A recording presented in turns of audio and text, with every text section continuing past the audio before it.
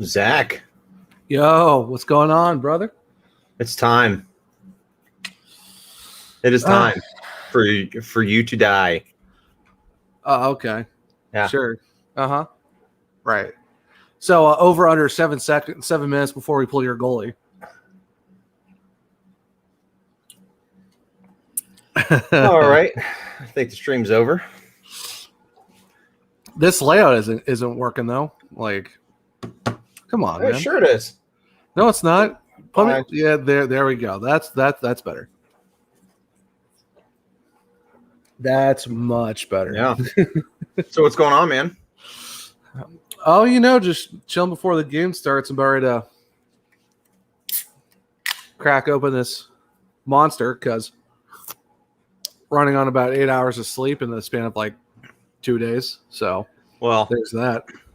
Yeah. So last night, my kid slept in our bedroom upstairs, and I slept downstairs. Next thing I know, I'm on the computer playing games with a friend, and the next thing I know, I look at the clock and it's 4:30 in the morning. I was like, I should probably go to bed. And I woke up at, I think, 8. Oh, geez. Yeah, let's see. It was Friday. Got back home at 4:30 from work. Had to be up at 8:30 because we had an appointment with our tax guy to go do our taxes and stuff. And then today, so I did sleep about 7 hours, but still, I was like, I could have slept for another like 4 hours. Oh, dude. I could have just kept going, man. Yeah, I could have kept going. Yeah. Boomer, I'm sorry, buddy. I know it's so sad. Man, good thing no one was there to watch you cry, because that might have been ugly. He was down at the R bar, so there were plenty of people that saw him cry if they know who he is. Oof. Well, it's probably Jacket's Twitter. Yeah, probably people know who he is. Yeah. Anybody else watching, if you weren't aware, David Savard was traded to the Tampa Bay Lightning earlier today, and in return, we got a 2021 first-round pick and a 2022 third-round pick. So, and you, along with Detroit, retained. So each retained half the salary for Savard. So we retained $2 of the $4 million, and then the $2 million of a salary with Detroit. Detroit retained 50% of that. So essentially, they're getting him for $1 million. So that's a hell of a move for Tampa. Yeah, for the fact that all he gave was a couple picks, and they got like a guy for $1 million instead of his full contract. Like, all right. Yeah, all right. It's definitely a good move for him from the rental aspect. Hey, I mean, that's one way to hurt the team that's been beating you for the most of the season, is just take away their top shot blocker. Yeah. It's like how can we stop Columbus from beating us? Okay, we'll take the guy that literally stops every shot known to man. Yeah, we'll stop one of their best defensemen. That's fine. Yeah, and then basically now their entire team, who really can't score to begin with, really aren't going to score now, because when they play us, now they get to deal with Savard. So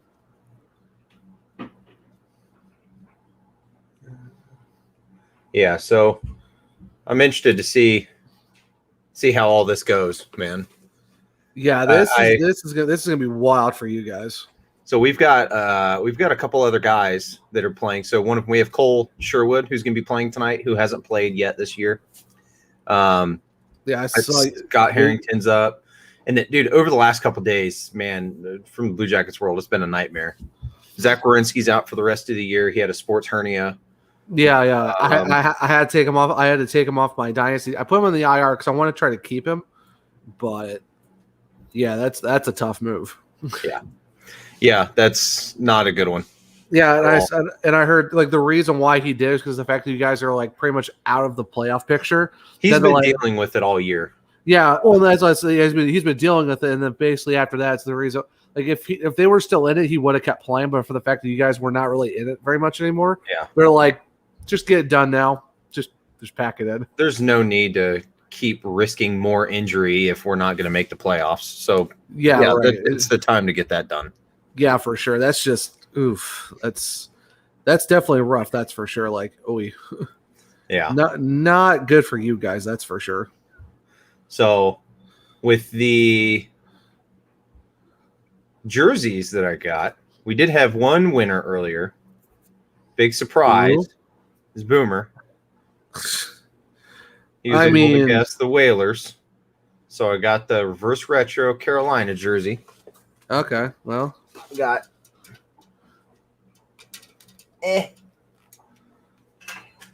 got that bad boy right here. This thing is slick. That and it's an Aho too, which is even. You should have made them guess who the player was. Dude, I would if it were my choice, I would have gotten a Rod Brindamore. Just said, you know what, screw it. Why not? going for the full customized, and why not? Dude. You should have, but and then the absolute beaut of our wonderful, beautiful Kachina. I'm so happy that I was able to find this. Dude, I found this online at a Dick's Sporting Goods in Arizona. Of course you did. That basically the pro tip is don't go on the NHL website. Just go to any Dick's Sporting Goods and just order it from the stores. Yeah. Online and get them shipped. Brother, it's pretty much just Google is all I do. So basically we almost just broke open how for people to get jerseys that they just can't do it. So I basically just said, like, we basically just found a way to pro tip everyone into getting jerseys now without going to the NHL store. Exactly. Hey, that's one way to do it. Feel like a jersey expert now. Ooh, look at you. Yeah. Oh well, you ready to get swept today and tomorrow, or today and Monday? I mean, that's adorable that you think that's going to happen, but it's not. It's adorable that you guys think you're going to make the playoffs, but it's not. Better chance than you do. So, I mean. Yeah. Mm-hmm. So that's fine. Oh, so I meant to tell you this. I saw this last night. We were recording with the Winnipeg guy, and I saw a video from October. It was October 2020 that somebody made that it was their ideas or their reasoning as to why there was an upcoming trade that would send Jonathan Toews to the Blue Jackets. And I watched it, and it's absolutely hilarious. Like, oh, you poor soul. Thinking that Jonathan Toews would ever play in Columbus. First off, he's never going to be leaving Chicago. Yeah, because he has a no movement clause. So, well, he's not waiving it to save his life. So that's adorable that you think that. I mean, he even wants to do that. Yeah, it was a pretty funny video. Let me see if I can pull it up and send it to you real quick. Boomer, he's already officially drunk. Well, that was fast. Yeah. No, it doesn't surprise me, honestly, with everything. All right, 5 minutes until game time, because my goal horn told me. All right, Matt, what's going on, guys? Just doing our thing. Why not?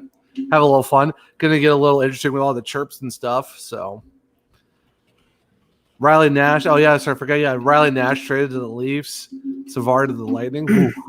Boone Jenner's out. Zach's out. Man, you might as well not even suit your team up.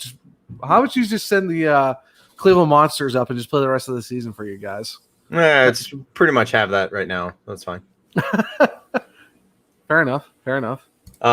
So one thing, I don't know if you saw it, but it was actually really cool. Elvis Merzlikins announced yesterday that he is going to have a baby boy. Yeah, I saw that. Yeah, I saw that we posted earlier. That's really cool. That's awesome that that's going on for them. So yeah, man. Cool.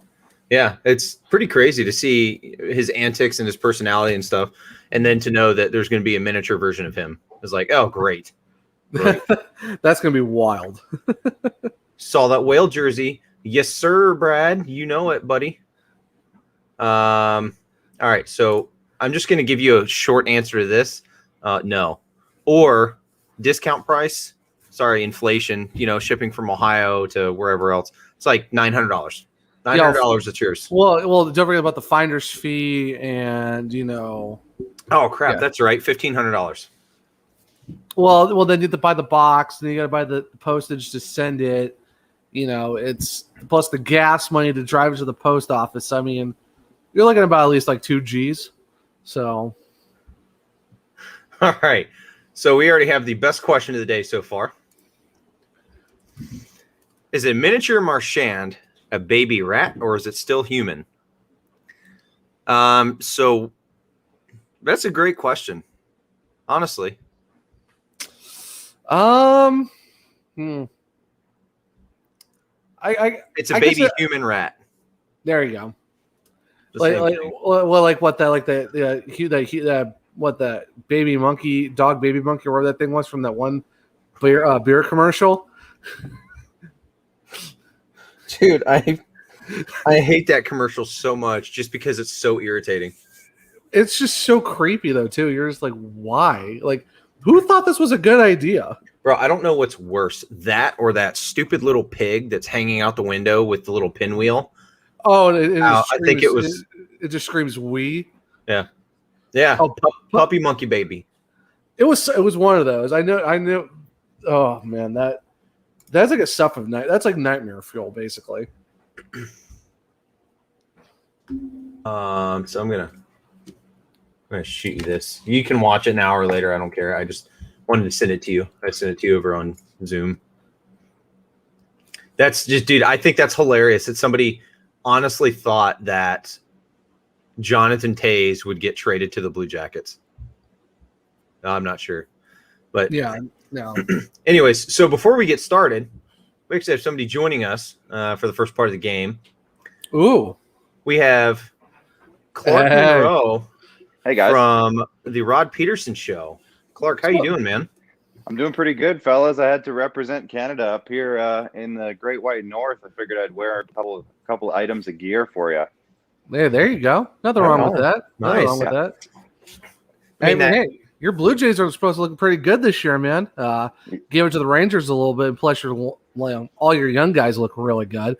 Bo Bichette and basically everyone else you guys have on that team. Like, good grief. And you got George Springer. Like, all right, okay. Oh yeah, we see you.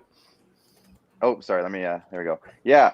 The Jays are supposed to be. They're going to be really good this year. They started off hot against the Yankees, had a decent little series against the Rangers, but I think they're about 500 right now. They lost a couple games. Once they get their full lineup ready and once they figure out their pitching staff, it'll be dangerous. Yeah. Would you say as dangerous or maybe slightly less dangerous than the Maple Leafs right now? Especially since Jack Campbell's on a stupid run right now. Slightly less. I'll say slightly less just because the Jays are in a different stage of their development right now. They're kind of earlier on, whereas the Leafs are a little bit farther along. So that's where I would say. Jeez, I mean, Jack Campbell though, like everyone thought, okay, that you guys got him. He's going to back up. And then all of a sudden he's like, all right, let's just go win 10 games in a row and just set a new franchise record. Yeah. Like, all right, Jack, we see you. Yeah. Like, Freddie who? Yeah. Who? Freddie? Who's Freddie Anderson? Never heard of this guy before. We have Jack Campbell as our goalie. Like, yeah. Okay. It's he's put the Leafs in an interesting spot because I think everyone knew he was pretty solid after his time in LA. He definitely rejuvenated his career. And with how Freddie Anderson's been playing, I'm going to say the last year and a half, it's put them in a weird spot because basically Freddie went from 3 years of dragging them into the playoffs to 2 years now of like not even sure if he's a starting caliber goaltender anymore. And it's really weird because you can tell something's off with him, but nobody's saying anything as to what it is. And now he's been off. He's been off since mid-March now. And it's a situation again where it's like nobody's really said what he's out with. So is it a mental thing? Is it an injury that they don't want to disclose? Like, what really is it? And now everyone's talking about trading for another goalie and everything. And It's a weird scenario with a team that's rolling and in first place for most of the season. So I don't know. It's crazy. Yeah, that's wild. It makes you wonder, like, because I don't know how Freddie's contract is and what Jack's is too, but it makes you wonder, like, do the Leafs be like, let's just roll with Jack, go get someone else and be his backup, and then maybe get rid of Freddie, or do they try to keep both of them? Because, I mean, you really, to a certain point, with as much cap as everyone else is taking up, your main four guys, what do you do with the goalies then? Because, like I said, I don't know the contract specifically, but that's going to make it tough for you guys to be like, who do you want to go with? Yeah, I'll break it down a little bit. When the Leafs got Campbell, he had a 2-year extension at $1.6 million, which is started this year. So he's got one more year on that. Freddie's a UFA after this year. He's coming on off of a 5-year, $5 million a year contract. So with that in mind, he's a UFA, and I don't think they're giving him a contract extension because of the Seattle draft. So a lot of people are sleeping on the Seattle draft, but there's a lot of contracts playing out right now that are probably directly because of that. Zach Hyman, especially for the Leafs, he's been a main contributor for that team, and he's a UFA.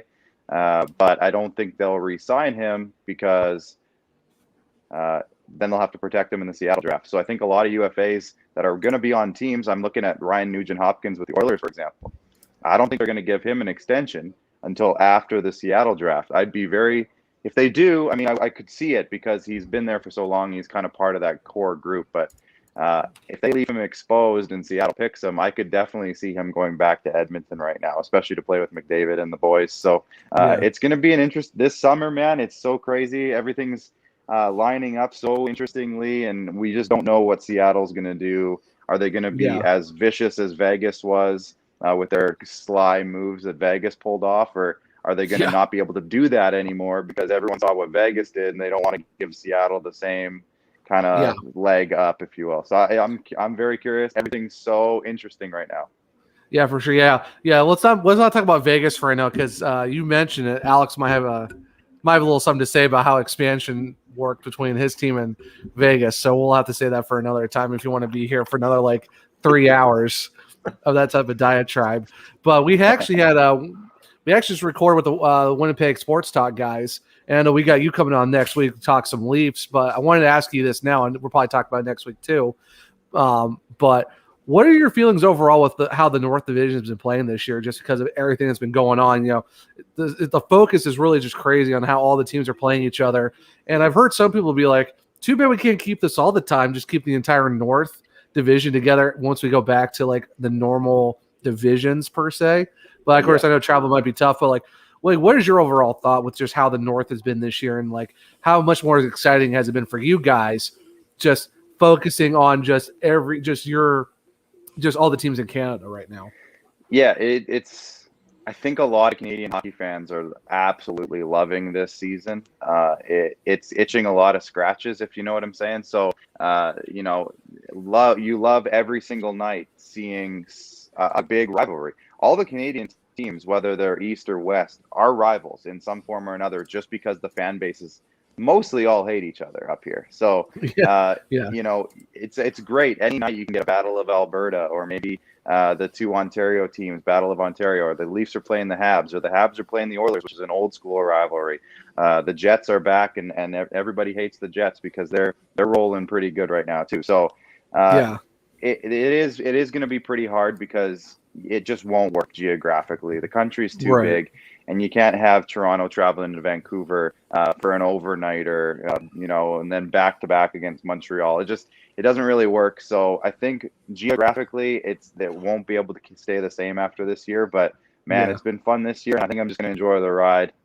Yeah, right, for sure. It's really interesting just to be able to watch and be able to get to see like all the teams play each other and stuff like that. And of course, we talked to Corey Patterson last week too. We were talking about, if there was ever an expansion talk, down the road after Seattle, if they wanted to add like 4 more teams and stuff like that. We talked to them like, what would be a good place to put a team up? Everyone mentions Quebec as one because, everyone wants to see the Nordiques back and stuff like that. But he brought up about bringing one to Saskatchewan, and stuff like that. So, Like, wait, what are your thoughts? And maybe like, how do you think Saskatchewan would work? Or do you think there's another city that would be just as hyped up to get, an NHL team? Like, it's maybe somewhere like Halifax or somewhere back in BC, maybe like anywhere. Is there any other city you could probably think of, or Saskatoon or something like that? Yeah. Saskatoon would be the city here. They've got a bigger facility unless we come up and build one here in Regina. But I think everyone here likes the idea of it. We romanticize the idea of having a team in this province, but realistically, our population is lower than most cities that have an NHL team. So I don't think it would work. It's fun to think about, like I said, but I think we're more fit for those fun neutral site games where we can bring in a team and play at one of our football stadiums or something like that, which happened last year. Yeah. But I think if the team were to come, I think the order would be Quebec. I think an extra team in BC would probably be pretty high priority. There's a lot of big cities, like even I think Kelowna has a really successful WHL history. They got a nice facility. They got a lot of business there. Big, it's a nice big city, great setting. So a team like that or a place like that, and then. Yeah, Halifax would be fun too. I know probably the travel would be a little restrictive for a lot of teams. It's way out there, but I think it'd be probably ahead of the list. And I even think another team in the Toronto area would probably come before a team in Saskatchewan. So there's a few cities, and we like to have fun with the idea of it here, but I don't think it's realistic enough to actually happen for the NHL. Yeah, that would be wild though to have two teams in Toronto. Like, I would love to see how the Maple Leafs would react to that, because of the fact that they would have to share the entire city with another team if that even did possibly happen. Because I mean, let's be honest, the Maple Leafs give it up. It's like, nah, that's not going to happen. That's pretty much what happened with Ottawa back when they came into the league. Is that everyone in Ottawa was a Leafs fan, so they had to like rip those people out of Leafs fandom into becoming Ottawa Senators fans, and it took a really long time. And it's not that close, but it's close enough. And I mean, Ontario just in general for years was Leafs. So I think they did it with Ottawa. They're kind of in a weird spot right now, but for a while they were doing pretty good. So I would say that it can be done. There's enough people in that province that it can be done, but it has to be done right, and it's not going to be easy. Yeah, for sure. All right, well, we're actually finally underway, and Alex, I hope you're ready to, face the music that the fact that you guys aren't making the playoffs and we're just going to, just put you farther behind. So, Yeah. I know I'm ahead of you. It's going to be a real rough game. Oh, well, that's unfortunate. So I can't remember. Is that what were you saying? My goal horn will tell me here in a second. I was just talking about how the fact that Clark's got a really nice Maple Leafs hat there, and yeah. I mean, I'm getting a lot of compliments on this thing lately. There we go. Gotta take that delay down just a little bit. That's not even minute and 3 in. Well then, this makes things interesting. Zach, go ahead and let me know when it gets to 1850 on yours. Yeah, bounce. Oh, it's 1850 right now. Okay. So basically, bounced right off his glove and into the net. So he almost had it. It's just glanced right off. Yeah. Oh, and you're 12-6-6 when you score first, and we're 4-14-3 when the opponent scores first. So that's nice. That's nice. That's fine. All right, well, we're ready to make it. We're about ready to make it five wins. Wow. Okay. So Alex, I'd love to hear your thoughts right now on like your team, because I've been watching these Jackets for the last couple of weeks just get decimated, and they're shipping guys out now, and guys aren't performing very good. So overall, like, are you hoping that they, over the next couple of days, dump off a bunch of guys and start working on the next batch or the next wave, or where are you at right now? So I'll start with the easiest issue in Columbus, and that's coaching. Torts needs to go, my opinion. So that hopefully that would get resolved. As for the team, there's some guys I like Savard a lot, but that's one of the guys I was hoping that they would dump because we can get a lot of draft capital, which we did. We got a first round pick for this upcoming draft and a third round pick for next year. So now we have 2 first round picks for this upcoming draft. So it's one of those things that I'm glad they did that because knowing Yarmo, our GM, I can see him wanting to be one of the guys that's going to compile all these picks and some of this other capital for a bigger move. Everybody knows that we're struggling up the middle at center after Pierre-Luc Dubois left and went to Winnipeg. Right. And now we have Patrick Laine, but he's really struggling right now. So it's one of those things that I could see Yarmo being a guy that would make a move for a guy that's the caliber of, like, I talk about a lot, Jack Eichel. He's made it clear he doesn't want to be in Buffalo because they can't do anything successful. So don't waste his career there. Let him go somewhere else.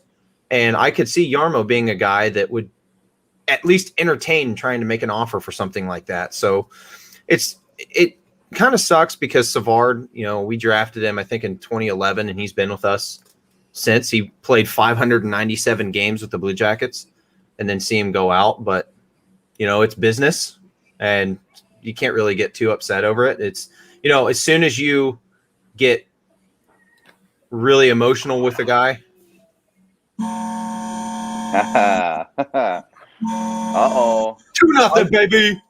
I just saw that. I just got the tweet notification about it. Oh. Anyways, hey, you know what? Someone's gonna get free pizza tonight because it was Cam that got it. So there you go. Well, there we go. So Romeo's is giving away some guessed pizzas. that Cam Atkinson would score in the first period with Romeo's Pizza, you can get a goal. If it was his, let's see. Not a bad deal. Not a bad deal. I want to know what your thoughts are now too, because we obviously made a trade today. When was it? I'm so lost these last 20 hours. Yeah, you guys got Tyson Nash, yesterday. and I'm pretty excited myself just because it opens up a lot of options for the Leafs, and it also gives this guy I really enjoy. I really like what Tyson Nash brings to the team for a playoff run potentially. So, what can you tell me about Tyson Nash? Yeah. So I like Riley Nash a lot. Yeah, sorry, Tyson's the other guy. Riley's the one we got. I was thinking of Tyson. I'm like, I remember Tyson Nash. But I was like, yeah, he's retired. That's been a bit. Yeah. Riley Nash. I think that the Leafs 100% made out on top in that deal. I like Riley Nash a lot. He's not going to be a big points guy at all. No. But he's going to be the guy that will solidify that fourth line. And if you look at his stats, nobody scores when he's on the ice. Not the Blue Jackets and nobody else. It's just he shuts everything down. It's almost like he makes the play boring. Yeah. Which is good in some situations, but he was really good with our rookies. So they would come in, we'd have our rookies or our really young guys on that line. So we would have the 2 fast wingers and then the consistent center that is able to win the faceoffs, win the battles on the boards and stuff like that, and then get these guys for a breakaway goal. So I think he's going to do very well for you guys. Granted, he's injured right now, but that's a LTIR cap move for you guys. That was actually really smart to get that. But I think that's one of those things that he's going to be really good from a depth perspective in the playoffs. So, the Leafs get into the playoffs and say you have a game where one of your centers is, oh man, I'm hurt or I'm dinged up and you take a game off. Cool. Throw Riley Nash in. But I think Riley Nash is going to be the guy that is going to be in every game in the playoffs because he's very good in that physical checking center that you need in a fourth line spot. Yeah. Well, that's actually one of the things. It's funny because for weeks now, I've been saying that I was hoping the Leafs would go out and grab Boone Jenner, and he goes out and breaks his finger. But I would assume that they were kind of along the same lines, and I know that for 2 straight playoff seasons now, Riley Nash has been shutting the Leafs down, whether it's on Boston or on Columbus. So as soon as I saw Nash, I was like, you know what, this actually makes a ton of sense too. Yeah. And one of the things that has been ailing the Leafs specifically, and we can get into this next time I'm talking with you guys a little bit more maybe, but is that John Tavares has basically been the shutdown center for this team now for almost 2 years. And what that's led to is a dip in offensive production from him after a 47-goal season his first year in the blue and white. Then he goes out and now for the last 2 years, because Kadri got traded out of Toronto, he's been the guy, the only real guy who can shut anybody down. So he's been put out in a lot of defensive situations. So what I'm hoping is that when Riley Nash gets into the lineup, he can maybe take a few of those defensive situations away from Johnny and allow that line to be more offensive, which will just pay off double. It'll have a double effect. And I was super pumped when I saw the name, because I was like, even if it's only for the playoffs, this is huge for the team overall. Yeah. So I was super happy to see it. Yeah, hopefully, he can take a little bit of the weight off of Tavares' shoulders and, let him kind of get back to his normal self that he was, especially in his first year with the Leafs and when he was with the Islanders and stuff like that. But yeah, it's, hopefully that could be a thing where maybe Mitch Marner's struggling. That would be a guy to put him with, because he's going to get him those solid passes to get him those opportunities to get some scoring. Yeah. Yeah, he's been with Willie Nylander for the last year and a half or so. And it's hypothetically that would be about the same. But Willie is clearly, it's not the same player as Mitch. So it's made a big difference with Austin Matthews leading the league in goals this year. And you can't take those two guys apart anymore. Like, they're just magic together. And Matthews is just a robot when it comes to scoring goals. It's just like automatic when he's healthy and doesn't have a wrist issue. But now they're playing Galchenyuk with those two guys tonight. And I've absolutely been in love with Alex Galchenyuk since he's joined the Leafs. He hasn't put up a ton of numbers yet, but he's just it's been a great style of play, and he seems to have maybe figured a little something out in his career. So I'm excited about that one, and we'll see when everybody's healthy again, because they have a few guys out right now, including Nylander. So we'll see what happens when everybody gets back and they start mixing the lines together. Who sits? Because right now they have about 15 forwards. So who's going to sit? I'll be curious. Yeah, it's definitely going to be interesting for you guys. Hey, we finally got a shot on goal. 7 minutes into the period. And the Blackhawks are going to the power play on a tripping. So hitting commercial here. Oh! Saw the replay of us almost scoring. Yeah, it squeaked right under Elvis's leg, and it just missed the post. 2 goals on 4 shots. Like, what are we doing here? Dude, here's going to be the Blue Jackets' luck. All right, this is a Columbus thing. We trade Riley Nash. We trade David Savard. We may or may not trade Nick Foligno or Michael Del Zotto. And then somehow we're going to go on a tear, and we'll make the playoffs and then get obliterated, and then ruining all of our chances of either getting the draft lottery or a decent draft pick or anything like that. It'll just that's how Columbus works. Every single time we've done this and dumped guys, we always end up doing well and ruining our playoff or our draft position. So instead of being possibly in top 5, we'll be like, oh, well, let's do this. We'll be 19. That's cool. No, stop it. Start sucking more. Yeah, all it's going to take is Patrick Laine becoming himself again, and you guys could end up back in a playoff spot. I'm just looking at the standings now, with the Predators going on a bit of a run lately, and the Stars still having a bit of a in games in hand. How worried are you in terms of that division? Like, it's a long climb to even get to a playoff spot right now. Yeah. I mean, I don't actually think the Blue Jackets can make the playoffs anymore. I think that ship has sailed. I think, well, especially with Werenski, and now they're trading guys out. I can't see it. Werenski getting the sports hernia, being out, and then Boone Jenner breaking his finger. He's out for the rest of the season. And the thing is, we don't have a center. Other than Boone Jenner, we don't have a center. So it's just one of those situations where it doesn't make any sense. But I think this is one of the situations where we need to just have our young guys continue to play and let them get the experience that they need. And then maybe they can fill some spots on the roster next year. We've had these guys like, for example, he's in tonight, Cole Sherwood. He is a Josh Anderson type player. And I think with the right amount of time on ice and in the lineup, he could really be a game maker up in the lineup. But he hasn't been able to get some consistent time up at the NHL level. So I think this is a situation where this is a good time for him to do that and get some other guys up there too. Look at some of these young defensemen that could hopefully replace David Savard, and then possibly Del Zotto if he gets traded as well. So I mean, is there, realistically looking at it statistically, is there a chance of us making the playoffs? Yes. A lot has to happen though. That's the problem. Right now, I don't know. Unfortunately, I see Nashville making the playoffs, which is weird, because they started off so poorly. And then Chicago's had this little bit of, these issues over the last month here and there. It's just kind of like on and off, that all of a sudden Nashville gets the consistency, and Kirby Dach just missed a wide open net. So, Zach, I'd love to tell you a little quick story. So I was at the draft in what year was it? 2019, I guess, when Kirby Dach got drafted. 19 or 18, whatever year it was in Vancouver, and I was there. Yeah. And, I'm from Regina.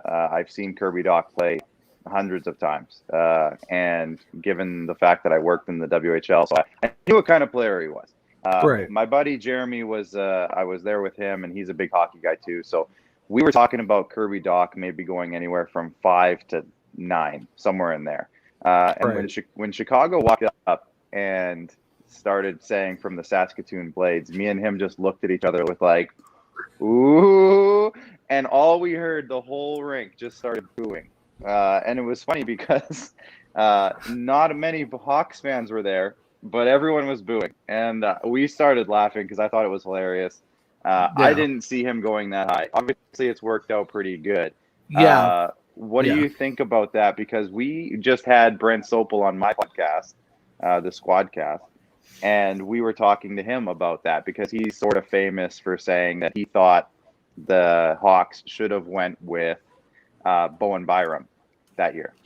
Now, how are you feeling? Are you okay with it now that he's had a pretty decent start to his career, or what's the overall vibe?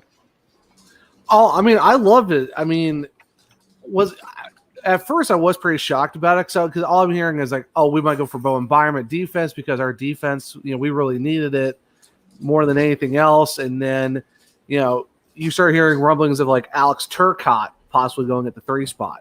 And I'm like, okay, Turcotte, he can put up some goals. He's got some hands, another like Alex DeBrincat, Patrick Kane, got smaller type guy, but he can put pucks in the net. I'm like, offense, we do need some offensive scoring depth too. So I thought either one of those guys would be good picks. I'm like, all right, that's fine. Get a good solid defenseman or get a guy like a good winger like Turcotte who can dump pucks in the net and stuff like that. And, you hear Kirby Dach's name, but it was kind of just like they might go for him, but that's kind of doubt it and stuff like that. So I didn't really see as a possible pick. And then I hear Kirby Dach, and I'm like, okay, I'm not upset about it. He's a tall kid, looked at his stats. They were pretty all right and stuff like that. And at first I was just kind of like, okay, we'll see how this goes and stuff like that. And,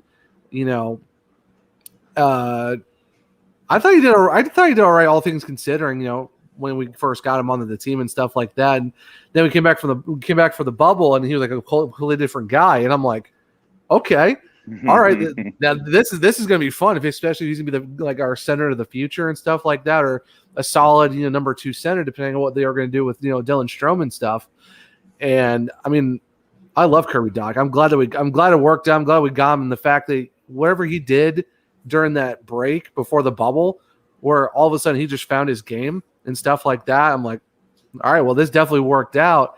And then, he gets hurt at the World Juniors in a preliminary game. We thought he was going to be out for 5 months. Comes back like 2 months early, and he's basically just, knocking some rust off. But no, I think the Hawks really, there we go. Sorry, DeBrincat just scored for the Hawks. I saw that. Nice. I saw that coming. That was a nice one-timer in the Ovi spot, just hitting with a blast. That power play, you get the Blackhawks look so good on that power play.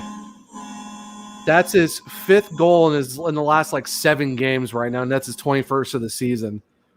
Whoo! Yeah, I think Well, Elvis hit an edge, and he just didn't get over there in time. Yeah, He great was pass. super slow. Great pass by Calvin DeHana. That was just a nice little sauce pass right to him in his wheelhouse. But no, I love the pick by. I love how they got Kirby Doc. I thought that really worked out well. I was a little bit shocked at first, but it's like you weren't hearing Kirby Doc going 3 because all you'd be hearing is Byram or Turcotte. So Right. it's one of those things where it kind of just worked out. I mean, I'm glad it wasn't like a Ayoka Haru situation where we draft him, hold on to him, and then trade him. And that trade has not really worked out for the Blackhawks at all. And then with Boquist, I'm still kind of waiting to see how that plays out because he's doing all right, but I think his physicality really isn't there yet. Right. And I'm hoping that maybe with a normal offseason under the system with Jeremy and all that, maybe he'll get somewhere. But right with Boquist, I'm still on the fence about him right now. Right on the money, boys. Right on the money. I'm watching the Leafs game. I got it on at my house. So Mitch Marner, Austin Matthews in the slot, snipes. So pretty. There you go. We were just talking about it. Not bad. Jack Campbell's on his head already by the looks of it too. It's crazy to sit there and think that he almost came out of nowhere and is just unbelievable. Well, it's funny you say that because Jack Campbell was the starting goalie at the World Juniors here in Saskatoon back in whatever year that was, 2010, I think. And the guy, you couldn't score on this guy. Like he was a wall. And it kind of started that string of American goalies at the World Juniors that just wouldn't let goals in. John Gibson was shortly after that. You see Thatcher Demko shortly after that, et cetera, et cetera. Spencer Knight is another one now. So he was kind of that first one that was like you couldn't score on the guy. He had ice in his veins. He was stopping everything. So when he got drafted 11th overall that year, he was looked at as a guy who's going to become a dominant goalie in the league within a few years. And Dallas I don't know what Dallas was thinking. And Austin Matthews just scored again.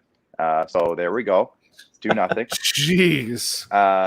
From the goal line on a one-timer from the goal line. So there you go. Good grief. Anton Forsberg is doing a great job in net tonight for the Ottawa Senators. I love it. Thanks for that, by the way, Columbus, because I think he was there, right?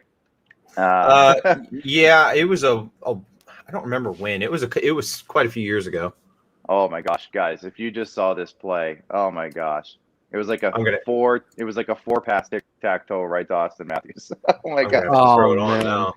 Oh gosh, yeah, you're gonna want to look at that highlight. So a fun story, Alex, if you don't mind me going into it. My brother actually played for the Blue Jackets organization several years ago.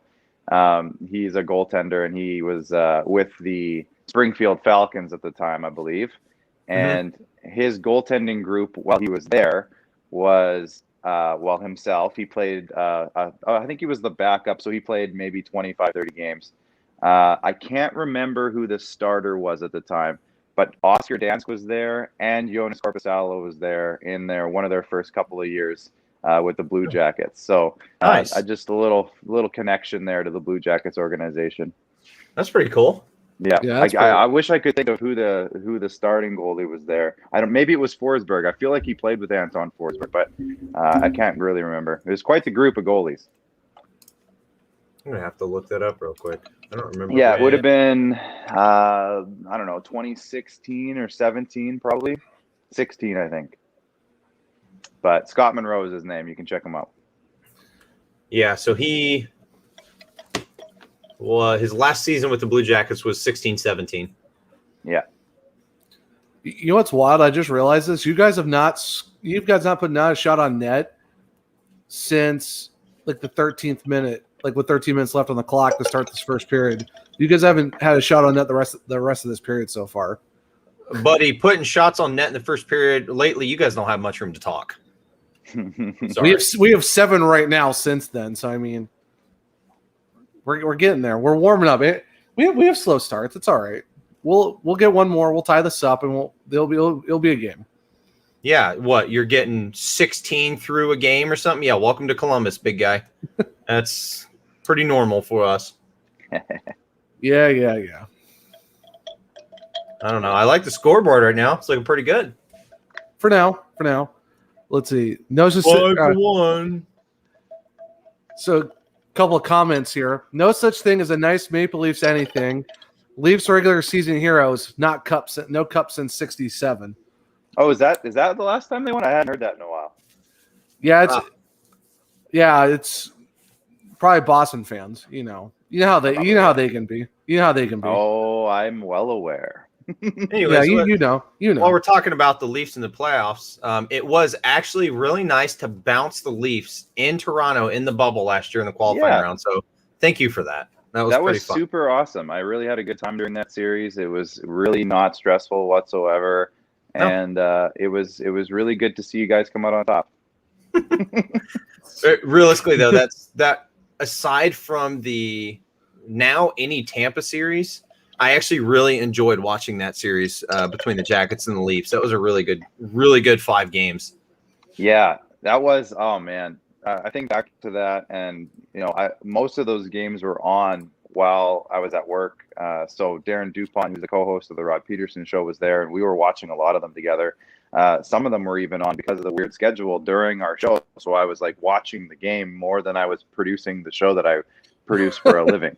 So it was a little wild. And then you think back too, and like the 3-0 leads that both teams blew, and the goaltending gems that were going on from both sides back and forth. And man, that was a while. I wish that series was in a regular year and it wasn't like a qualifying series, because now everybody says that the Leafs didn't even make the playoffs last year, even though it was like that weird bubble qualifier thing. And man, it was that series deserved to be a real series and not a qualifying series, because it had so many crazy moments.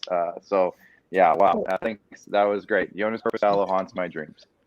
Yeah, I mean, that's how it was for the Hawks and Oilers series, because the fact that we knocked them out of there, because they were hosting too, and we knocked them out, which was no one was giving us a shot to do it. I think the whole series kind of threw everyone for a loop, because the Blue Jackets win game 1 and then the Leafs win game 2. Then the Blue Jackets are down 3-0 and then get 4 straight with Pierre-Luc Dubois getting that OT winner for a hat trick. So the next game, the Blue Jackets are up 3-0. What happens? The Leafs come back and win 4-3 in overtime. Like dramatic as you could possibly get too. Like, I'm like, this is literally a freaking Disney movie of how this team is going to somehow win. It's crazy. I don't know. I loved seeing that series though. And honestly, even though we lost 4-1, I really enjoyed watching the Tampa series too. Yeah. Aside from the 3 games from game 1 and that 5 overtime nonsense. Yeah, that was a little much. That was highly unnecessary. I was working, so that game started at 3:00, and I had plans. My wife and I were going to watch a movie that night. We were going to sit there and just go like grill outside, make some dinner. We were going to see some friends. Nope, no. I had to call him. I was like, "Hey, man, I can't make it." He's like, "Why? What's going on?" Well, the Blue Jackets game's been going on for 5.5 hours, so I'm going to watch that. And he's like, "Oh, okay. Well, fair enough. I get it." Yeah.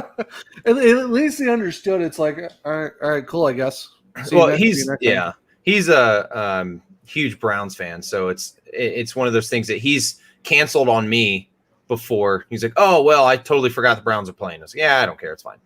But we kind of understood. Yeah, a lot of people forget the Browns are playing, including the Browns. I think most games, right? Yeah. Hey. You notice my tag name is the Sea League, so watch yourself, sir. Doesn't say Browns. I'm aware. It just says play. It just says play. I'm a Falcons fan, so I have literally nothing good to say about the Falcons for the last, I'm going to say, 6 years. So, don't worry. I won't mention the Super Bowl. Yeah, please. I just forgot about it.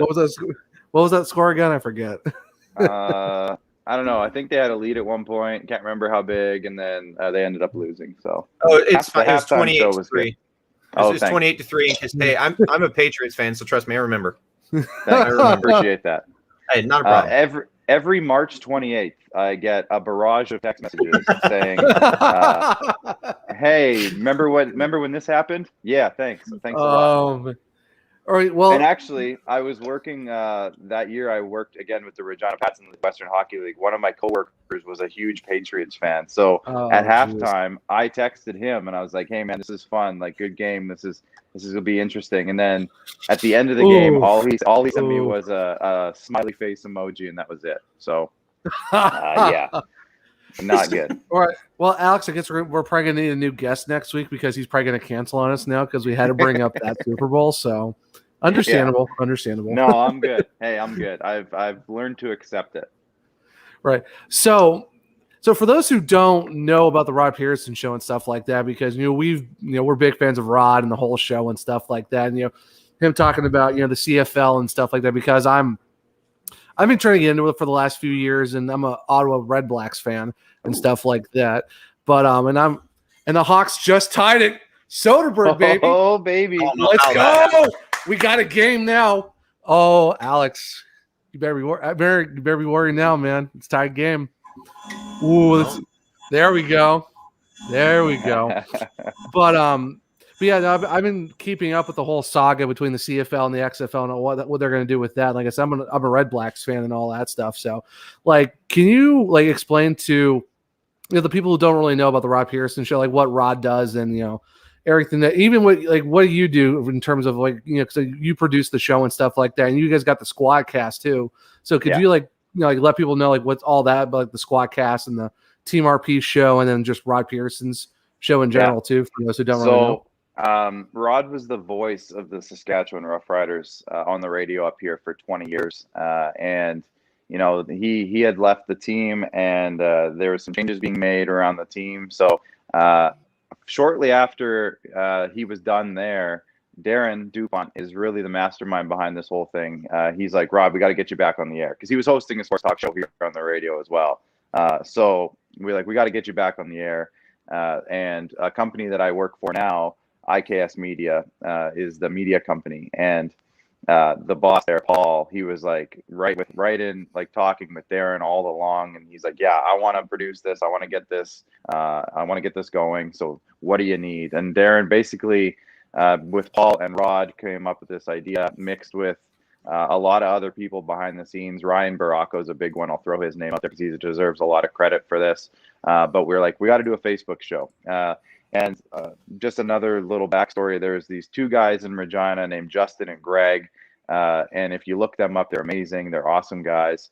And they had this Facebook show once a week that they would basically just go on and talk about pop culture and entertainment and sometimes sports. And it was just getting barraged with comments. Every single show was so interactive, and people were really getting behind this. And then they actually stopped their show. So what happened was we actually snagged some of their equipment because they had this inside thing with Facebook going on. So we snagged some of their equipment and we started using it and basically doing our own talk show, which was sports based, and it was every day, which was right up Rod's alley. And he's like the easiest show host to work with because he basically just shows up half an hour before the show. He's got his list of topics, and you just basically tell him to go, and he goes. You book a guest. He knows everybody. He has a sense of what's going on pretty much with every market and every person you could possibly think of booking. So for my job, which is a guest booker, graphic work, show producer, making sure everything happens and goes smoothly as possible, it's super easy because I just say, "Hey, I'm booking Ron McLean from Sportsnet. I'm booking this guy who's a baseball guy and this guy who's a football guy. Go hard." And he just goes hard. We don't have to prep a whole lot. It's great. I shouldn't say we don't have to prep a whole lot. We do prep, but it's a smooth process, and we have a good thing going, and a lot of good work chemistry going on. So again, it's now we got a TV deal, so we're actually on national television, both in Canada and the States, Nice. on the Game Plus network, which is a TV channel. I think it's in 31 different states. I'm pretty sure it's in It's in all the northern states for the most part, and then a smattering of other states. But actually, if you ask Rod, he'll literally tell you he's like memorized every channel that it's on. So if you want to know, he can tell you. He's we got on TV back in the spring, so we've been going hard at that. Well, of last year, so we've been going hard at that, and it's been awesome. So then what that led to was me I'm a sports guy too. We had this intern Max, who you'll meet next week. And he was like, hey, we should do a show because all we do is talk about sports rumors and trades and all these things. And I was like, I don't know if I have enough time for that. And he's like, yeah, you do. And I was like, oh, okay, we'll do it. So he basically, I'll give it to Max on that one. He kind of convinced me to do it. And we've gone on, I think, 28 different episodes now of the Squadcast. And it's basically we get a lot of inspiration from Rod's show on how to run our show. And it's been awesome. It's been super fun. It's been my little time to vent a little bit. And now Mitch Marner scored, so it's 3-0. This is going really well, guys. I should come on with you more often. Yeah. I think it was Mitch Marner. Am I seeing that wrong, or maybe that was a replay? Sorry, that looked like it was a Mitch Marner call. I have NHL TV down here. I have NHL TV, so if you ever need to have us on just to talk hockey in general, even for a Leafs game, I'll throw the Leafs game on and just watch and to see what happens, because why not, right? And perfect. I love it. But yeah, so we're going strong. We got episode, I think it's 29, I think, coming up on Tuesday for the Squadcast. It's every Tuesday night over on Facebook and the Rod Peterson Show YouTube page. You can find us there. And then I've been getting super into TikTok myself personally. I've been starting to make content over there. I broke down a few of the trades today over there on the channel. So it's been super fun, and we just keep growing and having fun with it, and it's been going really well. Yeah, nice. I've been trying to keep up because I'm usually keeping up with the YouTube channel and stuff like that, because I don't know if I don't think I get Game Plus down here in South Carolina, so I'm usually just relying on the Twitter clips you guys drop, or like the YouTube segments that you guys do as well. What do you guys release full episodes too, or is it mostly just like 10 minutes here and there? I haven't. Yeah, so on our it lives on Facebook. The full episode is live on Facebook every day. We're also recently just got live on YouTube every day, and the episodes live on both platforms, so you can watch those if you want to watch the full episodes. But all our clips are all over the place, so we try to get everywhere. So I'm assuming. So who is your? I'm guessing all you guys are Saskatchewan Roughrider fans, or is that? Yeah, I'm assuming that. Okay, because I didn't know if you guys had different teams up there and stuff like that. Because you're a Maple Leafs guy and stuff like that, and Max is Nashville, which is just why. Yeah, I don't. Yeah, Paul Correa, blame Paul Correa. But he basically, up here it's when it's football, when it's CFL. If you live in this little rectangle we call our province, everyone's pretty much a Rider fan. You can't really get away from it. But in terms of hockey, we're kind of in the middle of everywhere. So you got a lot of Oilers fans, you got a lot of Flames fans, you got a lot of Jets fans. Right. We see in terms of the States, a lot of Bruins fans just because of the old school Boston Bruins original six stuff. A lot of Leafs fans, not many Canadians fans, because there's this French thing going on, and it's kind of a deep history story with Canada. But basically, if you're in Canada, and I don't want to step on anybody's toes, so hopefully I don't offend anybody, but if you're in Canada and this was the original six before all the other teams came in, you either liked the Leafs and hated the Canadians, or liked the Canadians and everybody hated you. So that's essentially what it was. There was a big English-French divide thing going on. This was way back. It's not so much there anymore, depending on who you ask. But here in Saskatchewan, we're kind of a melting pot of all these different fan bases, really, because we don't have a team of our own. And but when it comes to the CFL, it's green all the way. I have a buddy who works for the Red Blacks, though, so I've always appreciated the Red Blacks. Oh, nice. Yeah. Luckily we get them down here on ESPN Plus. So I've been trying to watch those more often and stuff like that. I think it's really fun, because at least it gets you, if you're a big football fan, it gets you something else to watch during the season. And it's highly entertaining. Some people are like, oh, I don't want to watch it because the goalpost position is weird in the third downs. I'm like, the rules aren't really that hard to get. Like, it's basically football. It's just you have one less down. The goalposts are in a completely different spot, and just starting, there's different position titles, but I mean, it's pretty simple stuff to watch. It's an exciting brand of football. It's one thing that the CFL, they've had their issues off the field in terms of finances and marketing and whatever else, but one thing that we've never complained about is the product on the field. It's always exciting, and you always get really athletic players because basically it's a wider field and there's more players on the field. So what they do is they usually lean towards smaller, faster players for a lot of the positions, especially on defense. So what you end up getting is a very fast brand of football. And very athletic guys coming up here. So the defensive linemen are smaller and skinnier. The offensive linemen are usually a little smaller and more quick, more athletic. So it's just everybody's a little differently built. You don't get the big juggernaut guys like Aaron Donald in the NFL. For sure. Who are literally there to take up space. The CFL is more based on athletics and quickness. So it's a different brand of football, but I was talking I had a lot of buddies down in California. I played baseball down there for a little bit after high school. And, I was telling them about the CFL and I was saying some of these names and they're like, oh, that guy's coming. Like that guy's playing up there they're all big college football fans. So it's amazing once you get those NCAA fans realizing that all their former favorite players are playing up in Canada, not in the NFL.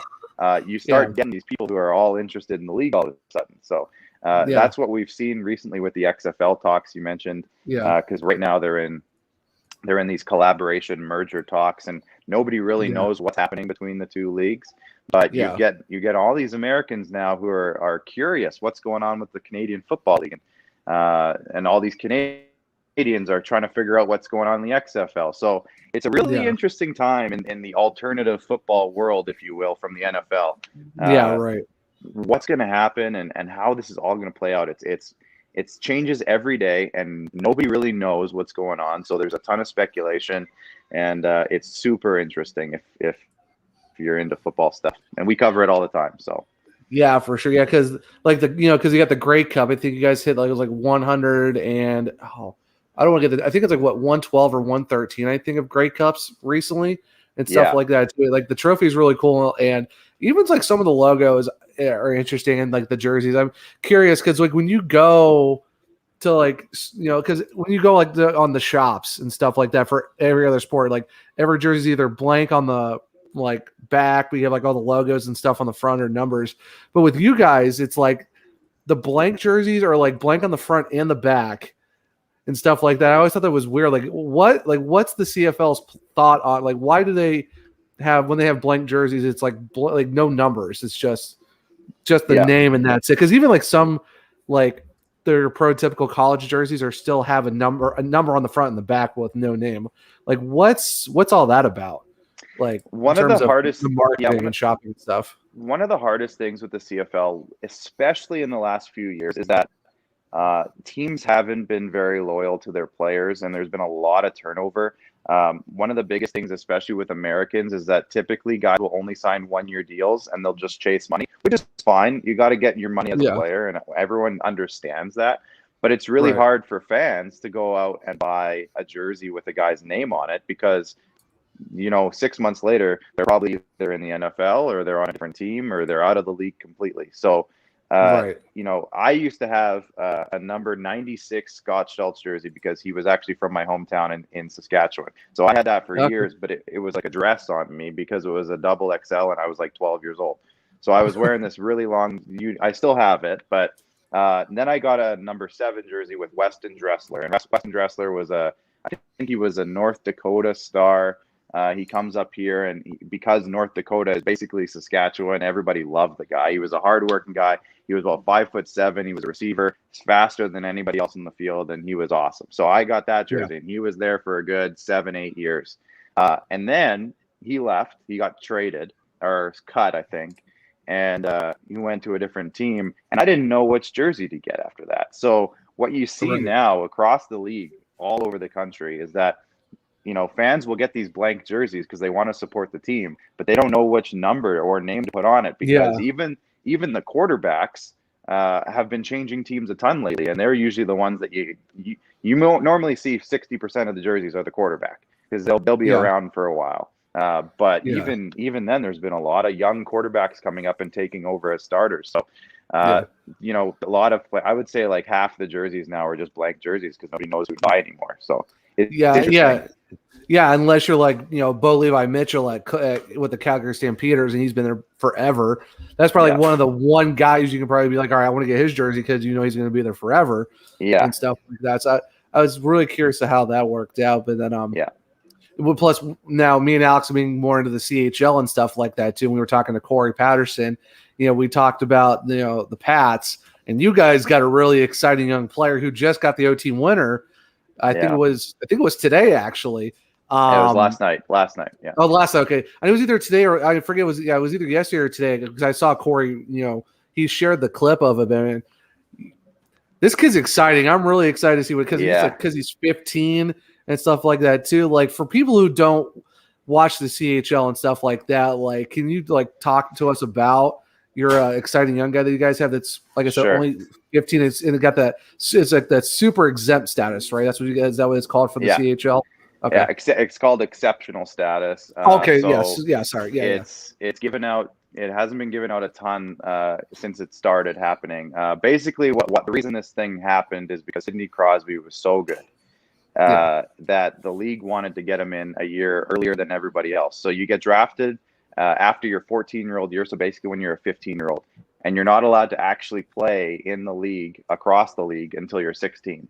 That's the rule. So this rule allows them to push a player ahead, and he can actually play in his 15-year-old year ahead of everybody else. This is just so that teams don't rush a bunch of 15-year-olds into these leagues with 20-year-olds, and then they get their hopes and dreams crushed, and physically and emotionally, and they can't handle it. So they make everybody wait. But this player came in as a 15-year-old, Connor Bedard. And he's been hyped up around these parts for a couple of years now in the hockey world. And, he comes in and he was training over in Sweden last fall when everything was shut down. And he went over to Sweden and then he was training with the junior team. So he came into what's going on in the WHL right now in the East Division, which is where Regina plays. They're basically doing a kind of like a bubble, very similar to the NHL playoffs, but they're not like locked into a scenario. It's not quite a bubble where they have this big circle locked around the rink. It's different, but it's as close as you can get to that without, locking these kids in the rink. So they've been playing. I think they're about 16 or 17 or 18 games in now. And because Connor's been doing, actually, I don't know if it's that many, but because he's been doing so good, Hockey Canada actually is pulling him out of that to go play at the under 18 World Championships. And he's 15, so he's a double underager. This is for 17-year-old draft eligible players, and he's going. That's wild. So he has. I think he ended up with 28 points in 16 games. It's the highest. It's the highest point per game total of any 15-year-old ever. I read something that he. Good grief. Yeah, I read something that he actually had the best. I think it was the best season from any 18-year-old, the best season from any 17-year-old, the best season from any 16-year-old, and then obviously the best from any 15-year-old ever, or at least in the last like 15 or 20 years. Like, so if you had been an 18-year-old, this was the best pace or whatever. That's wild. I can't remember the exact numbers, but 28 points, I know that's for sure. Yeah. Last night they played the Brandon Wheat Kings, which features Braden Schneider, who's an NHL draft pick, and Brandon's among the leaders in that division. They're very good. He scored the first goal of the game to put the Pats up. Brandon tied it, and then he scores the overtime winner. And this is all 3 days after his grandpa passed away. And he was very close with his grandpa. So it was a pretty special moment. It was his last game in there because Hockey Canada's pulling him out now to go to this championship. Right, yeah. So it was a pretty amazing moment for him. And it's hard to explain exactly what type of player this is. I've been comparing him to Mitch Marner, but he has more of a scoring sense than Mitch Marner. In terms of his size, he's more of a Marner, but in terms of his scoring sense, like, you could compare him to McDavid. You could compare him to Austin Matthews. His shot, I would say, is Austin Matthews mixed with his hockey IQ is McDavid, and his speed and his skill is like Marner. It's wild, and I think he needs to grow because he's a little smaller. 15. Yeah, I mean, it makes sense. Yeah. But most of these 15-year-olds that get the status are because they're monsters of kids. Like Aaron Ekblad was an exceptional status player because he was 6'3", 200 pounds as a 15-year-old. My gosh. So, Shane Wright, who's the current one, who's going to be going top 5 in next year's draft, he was like 6'2", 190 as a 15-year-old and scoring 50 goals in his league. So they're like, well, we got to get him into the league. John Tavares was an exceptional status kid. Steven Stamkos was an exceptional status. McDavid, obviously. And there's been a few others that haven't worked out as well, but most of them do pretty good. It's like, geez, what's in the water up there for you guys? Just getting all these stupid young studs and all that. So well, that's the interesting part. So just to build on that, Connor Bedard is the first ever player out west to ever get this status. Most of them are in Ontario. There's been a couple Quebec kids that have done it in those leagues, but no kid has ever been given the status out west. And I don't know why that is. I don't know if it's politics or what. There's a lot of politics up here when it comes to hockey in Canada. I'll tell you that. Yeah, that's another show. We're definitely gonna have to get you on multiple episodes just to get the whole ramifications. Because, like I said, we're doing a lot more CHL stuff, so we're definitely gonna have you and Corey and everyone else on and to do a lot more Canadian stuff. But yeah, sorry, but. So just anyways, look out for Connor Bedard. He's got a lethal shot. He can skate around everybody. He's a great passer, and I'm going to be very curious to see if there's ever an empty barn when fans are back allowed in rinks for hopefully next year when he's a 16-year-old, because it's going to be special. But guys, I think I hate to do this to you, but I think I have to take off. But I'm looking forward to next week when we get to chat again. And thanks for having me on today. Yeah, of course, man. Yeah. No, thanks for having us. Yeah, thank you for joining us tonight and talking and stuff like that. We're definitely looking forward to next week for sure. We get to talk to you and Max more on Leafs, Predators, and just hockey in general and the CHL and all that stuff. So yeah, thanks for coming on, man. This has been a lot of fun. Absolutely. Thanks, guys. Thanks, Clark. Thanks. So yeah, going back to Connor Bedard and his stats. So this with the Pats right now, it's in 15 games, he had 12 goals and 16 assists for 28 points. In 2019 and 2020 season, he was with the West Van Academy Prep U18 team. In 36 games, he had 43 goals and 41 assists for 84 points. Jeez. And then in 2018 and 2019 was with the West Van Academy Bantam Prep U15 team. In 30 games, he had 64 goals, 24 assists for 88 points. Oh, my word. That is a little ridiculous, man. Just a bit. Yeah, and that's wild. That's almost 3 points per game. That is crazy. Yeah, that's highly insane. Going back to the U18s, there was actually some pretty cool news on that. Trying to find, Jack Mater. I'm hoping I'm pronouncing his name right. He's with the 67s. He actually got selected for the U18 team down there for Hockey Canada. Oh, nice. So we got a Ottawa 67 going down there, which is pretty cool. He's actually from Sault Ste. Marie, Sault Ste. Marie, where Gretzky played his junior hockey back in the day. So, but he's with the 67s right now. But yeah, he's actually going to the U18 camp and stuff like that. So that's really cool. So Cole Caulfield made his pro debut today. Okay. Got 2 goals and an assist. All right. So basically, this kid is, he just won the Hobey Baker, and he's already scoring goals. So coming as advertised, the kid puts pucks in nets. So yeah, that's that what a pickup for the Canadians that was. The Canadians having him now, and if they get clicking and stuff like that, they could be scary. Yeah, for sure. Like people think Toronto can be scary. Oh man. We've been saying this before the season started. Like Montreal is a sleeper sneak team they can get hot. They can do something with Cole Caulfield now scoring 2 goals and all that this fast. And the fact that he just won the Hobey Baker at Wisconsin, he pucked I think he got 30 goals on a shortened season for Wisconsin. Man, okay. Saskatchewan didn't win the Kraft Hockeyville.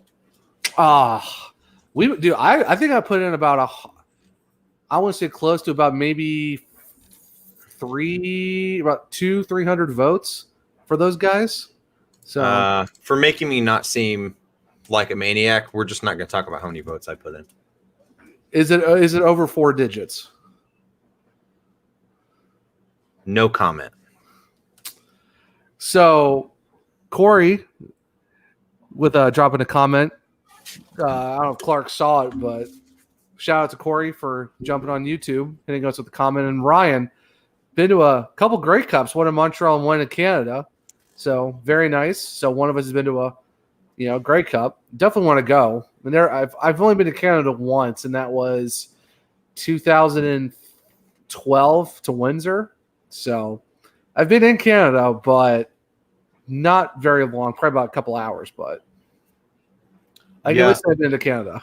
Yeah, I've been to Windsor for about 4 hours.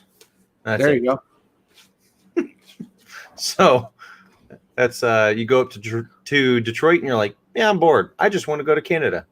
So you go to Windsor, come right back, hang out for 2 hours, and leave. Yeah, all right. That's about it. That's the extent of my Canadian experience. For sure. All right, so should we didn't even get time to do it during the first intermission because we were talking to Clark. Do you want to do a Romeo's Pizza giveaway for the fans? Sure. What should we do for this pizza? Like, what should we make the people do to get this free pizza from Romeo's, which is the sauciest pizza account on Twitter and the sponsor of the Cans and Tomahawks podcast? What are you thinking, Alex? We could do a little hockey trivia. Would be some good stuff. Ooh. Ryan's gonna go watch WrestleMania. What? You want to watch hockey with us, Ryan? Come on, man. You're telling me you don't want to watch the Blue Jackets and the Blackhawks play? I mean, ridiculous. Okay. I mean, ridiculous. I mean, WrestleMania brought one of the Paul brothers on WWE and stuff. So I'm like, okay, so this is what we're gonna be doing now. I'm good. Yeah. Hard pass on that. So hey, have fun with your WrestleMania. So lame. Whatever. Hockey's better anyway. So let's do this. So it looks like the second period's about to start here very shortly. It's already started. I'm at 18:30 into the second period. Oh. Let me go ahead and refresh my browser then, because apparently just wants to be slow for me. Okay. It just stopped at 18:18 for me. It's stopping right now at 18:18 for me. So okay, well, we'll resync. 1 second. Do. Let me know when puck drops. All right. Showing Kaner's 2 shots at Merzlikins right now. Kaner 52 points. Already got an assist tonight. And puck is dropped. All right. So we're going to go ahead.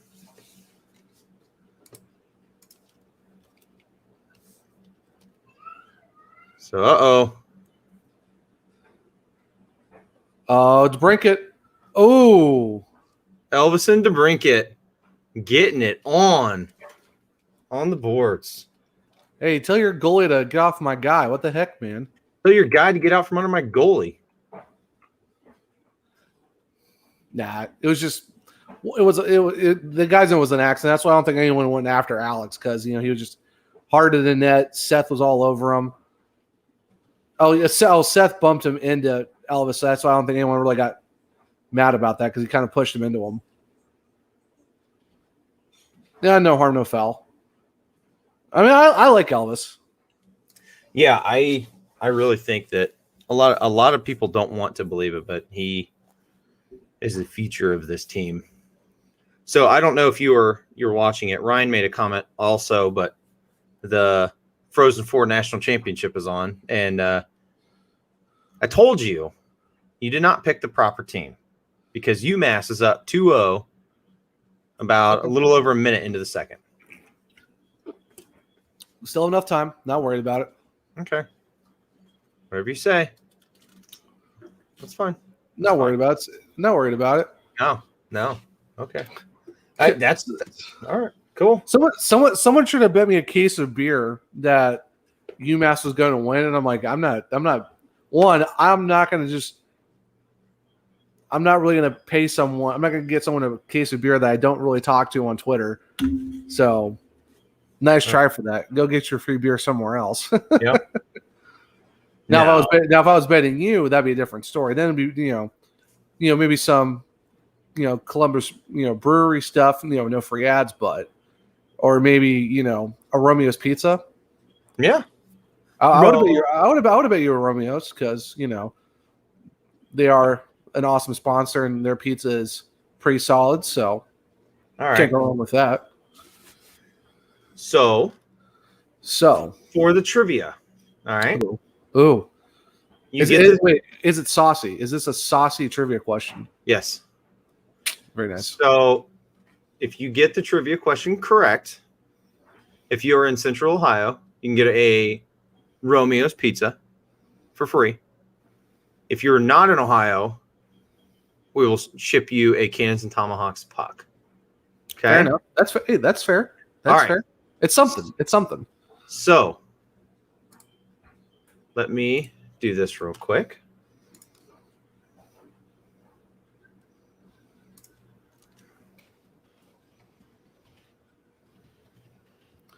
Ooh, we got a goal. Who scored it? Someone scored. Was it Wyatt? Wyatt Kalynuk, baby. Yes, let's go.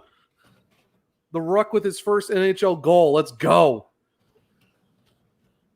Haha. 3-2 Hawks, baby. Man, Matt scramble in front of the net. This is wild.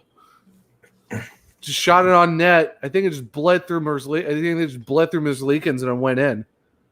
Let's see. Wow, that's close. That's in. Yeah, you could see the white. That puck's in. That's a good goal. But yeah, puck's over the line. You can see the white. All right. So for our trivia question for today, we want to know which NHL team once drafted a player that did not exist, and who was that player? So I've actually heard this story before. Oh my gosh. There is an NHL team that during a draft drafted somebody that was not real and did not exist. Oh my god. If you know which team and who the player was, you can either get a Romeo's Pizza from Romeo's Pizza, or we will send you a Cannons and Tomahawks puck. So that story is actually pretty funny, to be honest with you. It's pretty interesting to see that even happened in the first place. Yeah, I think it was Jillian Fisher. She actually did a video on this hockey player. So I know what you're talking about because it's kind of hard to do that though, which is crazy to me to think that actually happened in the first place. Hold on. We actually got a challenge for possible goalie interference here. So yep. All right. I don't know who the interference would be on though, because there was. I mean, at this point, what do the Blue Jackets have to lose for the rest of the season? Why not? We're going to challenge him for illegally doing his taxes. Well, the thing was, like, who they really called it on? Vinny Hinostroza? No, yeah, because they're showing it right now. Because they might say, oh no, Brendan Hagel, because they're saying that Hagel might have clipped. Now that's a good goal. Yeah, very. He barely Well, touched him. Yeah, that's Yeah, they have to count that because Hagel barely even touched him, but he was kind of bumped. He was kind of picked. Yeah, because whoever 11 is for you guys, he picked him into Merzlikins, yeah. and the puck wasn't even there yet. Who's 11 for you guys? Kevin Stenlin. Okay, yeah. Then Stenlin kind of knocked it. Uh-oh. Yeah, Stenlin knocked it into his own goal. Stenlin backhanded it into the goal himself. We got UMass is up 3-0. They just got a shorthanded goal Oh, geez. over St. Cloud. Oh, hey, UMass came to play. Yeah, that's a good goal for Chicago. Yeah. Well, yeah, because Stenlin bumped Hagel into Merzlikins, and then Stenlin backhanded it into his own net. So that's he didn't bump him into it. It's more like Hagel didn't really have anywhere to go, but yeah. Well, you know, let me see what they say. Well, if you look right now, Stenlin kind of gives him the left hand bump, but yeah, it's just he kind of picked him into Merzlikins. Well, the thing is that people don't know is with goalie interference, it's supposed to be that contact prevented the goalie from being able to be set and get in position. I don't think that happened. He made contact with him, but I don't think it happened enough to where he couldn't get into position. Yeah. Oh, and plus, like I said, even after that, Stenlin he kind of knocked the puck into the net himself, so you can almost consider that almost an own goal. Honestly. Yeah. I don't know. So technically, kind of did it to himself.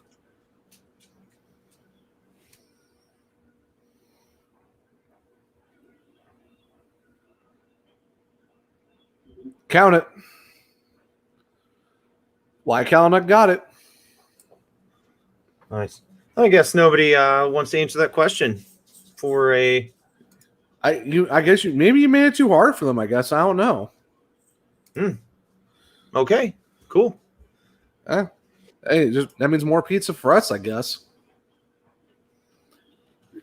Green Rockets hit garbage. Good goal. Wasn't really goaltender interference, so sorry, not sorry. Yeah, that was a good goal. It's that's a frustrating goal, but it's a good one. Can't do anything about it. Okay, congrats to Wyatt Kalanick, former Wisconsin Badger. This guy's first NHL goal of his career. And Max Domi's in the box, serving for the penalty. Yeah. So, not surprising. Yeah. So we get a goal and the power play. Very nice. I'll take that 2-for-1 bonus. I saw earlier when we were talking to Clark, we have the 29th penalty kill. Or no, we have the 30th ranked penalty kill, and I think you guys got like the 29th ranked power play unit at like 14%. So basically, our penalty kill stinks, and your power play also royally stinks. Our power play is horrendous. Our penalty kill, as of late, is actually pretty good. That's part of the problem, man, with Columbus is our power play has been so bad for so long, and it's frustrating because it seems like nobody from a coaching perspective wants to do anything about it. They're like, oh, we're going to do this little tweak, and then okay, well, nothing works. Yeah, we can't score for 4 months on the power play. It's frustrating, and then when we do, it's just lucky.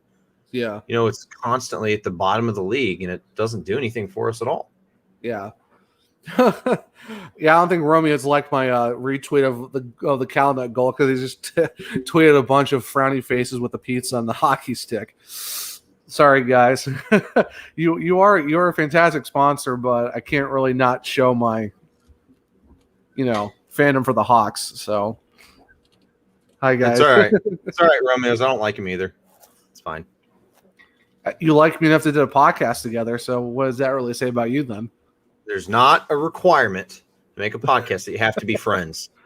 Oh, okay. At all. Well, that's nice to know. I'll remember that. Okay. I'll remember that. So, let's try this again. Yeah. We're going to do a giveaway for Romeo's Pizza, and if you're in Central Ohio, or if you're near Romeo's Pizza. If not, we're going to send you a Cannons and Tomahawks puck. So we want to know for this trivia giveaway, which NHL team once drafted a player that did not exist, and who was that player? This is too hard. I have another one that I think we can kind of simplify it just a little bit for everybody. So we want to know which team drafted somebody that did not exist to be able to get a Romeo's Pizza or Cannons and Tomahawks hockey puck. One of these behind me, right? And there. These 5 in a case. Else. Well, why don't you put one of them down so people can see them, because it's kind of hard to see them with the case and stuff. Too bad. You got to make it easier for the people to see. It's all about presentation. Okay, so if you guys know the answer to this question, you can get a Romeo's Pizza or one of our Cannons and Tomahawks podcast hockey pucks. In any case, I'll ship it out to you guys. If you can answer this question, which NHL team once drafted a player that didn't exist, and who was that player? If you can't figure that out without cheating, obviously, I have a simpler question for everybody. And it's just a tad easier. But you know what? We might have to wait and figure out if anyone even wants to answer the question. If not, I guess that's just more pizza for us, man. We're going to have pizza for days. Right? Hey, I'll take it. All right, so we're about 13:48 left in the second. The Hawks are up 3-2. And the Blue Jackets have a mind-blowing 5 shots. Oh, jeez. And we have, I think last time I checked, it was like 13, maybe 14. You got 15 now. Wow. So you guys get basically, so since I brought it up with 13 minutes left in the first period until now, you guys have gotten exactly 1 shot on goal. That's the Blue Jackets way. I basically just almost just straight up jinxed you guys. Again, it's the Blue Jackets way, man. We are so used to that. Makes no sense. Yeah, hey, fair enough. So I'm ready to tweet this out, but I'm going to tell you this right now. I don't know if you caught this earlier, but I'm actually going to reveal my NWHL team after the conclusion of the second period. All right. So during intermission, I will be dropping it. So if you guys want to know, I mean, if you guys even give a crap, well, I guess we'll see, of who I'm going to pick, make sure to come here on the stream to check it out, because this is going to be interesting of who I'm going to be picking as my NWHL team. Yeah. Will it be the Riveters or the Connecticut Whale? I mean, should be the Whitecaps, but well, we got to make it interesting. That's fine. We both can't like the same team. I mean, we could, but no. So, there you go. Yeah. Prime example. St. Cloud State. Doing great. Yeah. Hey, you wanted to pick St. Cloud. I yoinked UMass, and they're up 3-0. And St. Cloud, we're halfway through the second period. St. Cloud has 6 shots, and UMass has 11. So this is pretty much the college version of our game right now, just with cages instead. Yeah. I mean, it's college hockey. I try as much as I can to watch it. It's just it is what it is. So I was just picking a team because I know St. Cloud State and all that. So, and I know about UMass. It was just picking a team just to pick a team. So why not? All right, so we're gonna go ahead and hit a little score update. So 7-17 left in the second. We have Carolina up 3-2 over Detroit. The Chicago Blackhawks are up 3-2 over the Blue Jackets, 12:21 left in the second. The Winnipeg Jets are up over the Montreal Canadiens 1-0, 9:39 into the second. Tampa Bay is up 1-0 over Nashville, 12:03 into the first. The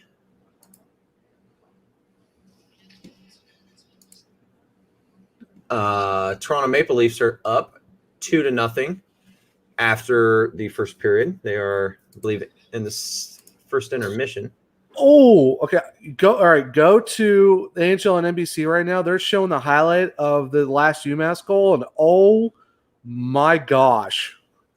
I have it. I'm watching it live on my iPad down here. Did you see the goal? Dude, it was filthy.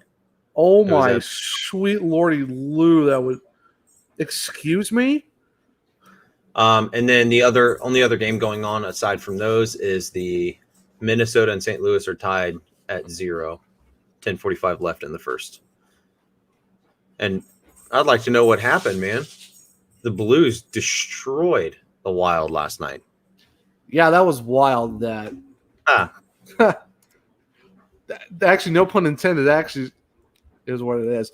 Yeah. I mean, I guess St. Louis finally wanted to show up and do something. I guess, but oh well.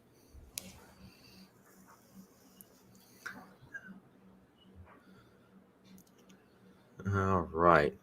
Oh. So I guess one of the Oh. one of the hosts from the Sens Hour, one of the hockey, other hockey accounts that I usually talk to over hockey and stuff like that. They commented about what team am I going to pick for the NWHL, and they said it better be the Connecticut Whale. I can't say one way or the other. So I do have to admit though, the CT Well do have a pretty slick jersey. Not gonna lie. Yeah, no, I definitely like theirs. The Rivs have a nice one too, so it's pretty good. Yeah, well, the thing is, the home one's really nice because you got the numbers on the top and you got the the stripes across the sleeves, and you have the blue one, but you got like the bars and you have the stars on the bottom underneath them too. Yeah, I mean, plus you have Rosie the Riveter, so can't really beat that for a logo. So, man, Line A is struggling. My goodness, dude, your whole team is struggling. Ryan again, dirty freaking dangles, boys. Yeah, dude, you're not kidding. Dangles for days. I don't understand what that was. Line A's trying to do something, and he's the only one in the Blackhawks defensive end. All 5 of the Hawks are down there, and Line A's the only one down there. It just doesn't make any sense. I mean, no, I have no idea, man. I don't know. The Blue Jackets have always been missing one piece, but the problem is it seems like we think we know what it is, and it's always something different every single year. So nobody ever knows what the hell it is. Yeah, which is because we didn't talk about it all season. Like we thought it was between one of our teams and stuff like that. And it's just, of course, Nashville's come out of nowhere to make it interesting, and then you guys have just completely just fallen off the planet in terms of just playing hockey. So it's just like, what the heck is going on, man? Like, what happened to your team? That's a fantastic question. Like, how can you guys fall off that quick? Not a clue, dude. I wish I knew. It's super irritating, but it's hockey. There's not much we can do about it, so yeah, it is what it is. Yeah. It's just because we talked about it previously, it's just wild how you guys have just like you're so whatever with other teams, and then you go and play Tampa and you absolutely just beat the brakes off them. It's just wild. Yeah, I don't know if that's just a Tampa thing or what, honestly, dude. Like it makes no sense to me. Yeah. It really doesn't. I just don't get it. Yeah. Not much we can do about it until the coaching staff and the GMs and the ownership want to make the decisions that need to be made, nothing's going to happen, unfortunately. Yeah. So it is what it is, I guess. Yeah. All right, we might have to pivot into a new question because we've gotten like no guess at all from anyone about who this player in this team is. So you want to try to pivot to another question? 1 second. So we're going to go to a super difficult question here, everybody. This is probably the hardest question you're ever going to find to literally win free stuff. What does the NHL stand for? Oh my word! I can't believe that's what we're gonna do to break this. Is what does the NHL stand for? Hey, people don't want to answer the question, so I'm trying to make it easy for them. You win a free freaking pizza from Romeo's Pizza, or you get Ken's Tomahawks puck. Oh, oof! You guys almost scored on the back door. Yeah, that one was pretty close.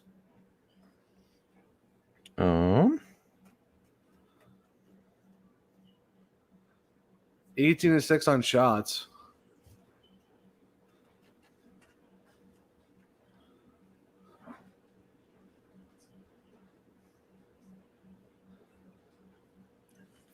All right, so we are 8:30 left in the second. Yep. We got a shot this period. So now we have 6 shots to Chicago's 18. We're still down 3-2. Not gonna lie, I was kind of a little bit worried and upset earlier because I'm like, I can't believe you gave up 2 goals on 4 shots, and now it's like you guys have gotten 2 shots since the 13th minute with like 13 minutes left in the first. Oh yeah, Lankinen has a .666 save percentage right now. Yeah, because you like maybe help my goalie out a little bit and bump it back up to like 900 by getting like maybe 5 more shots on goal. No, because doesn't matter. He's not going to win the Calder or anything. So excuse you. You. You heard me. Wow. Hey, at least we have someone who's in consideration for a Calder. Good for you. Hey man, don't be upset that your team has fallen off and just stinks all of a sudden again. So. Dude, we've not been good for 20 years. There's not like we've fallen off. This is normal. Oh no, we suck again. That's basically what you guys are. Ryan with an update. 4-0 UMass. Well, apparently St. Cloud State decided not to show up for tonight's. At least they know where the parking lot was. So there's that. Guys, come on. We're giving away a free puck and pizza here. What does the NHL stand for? One of you just had to guess it. Just one.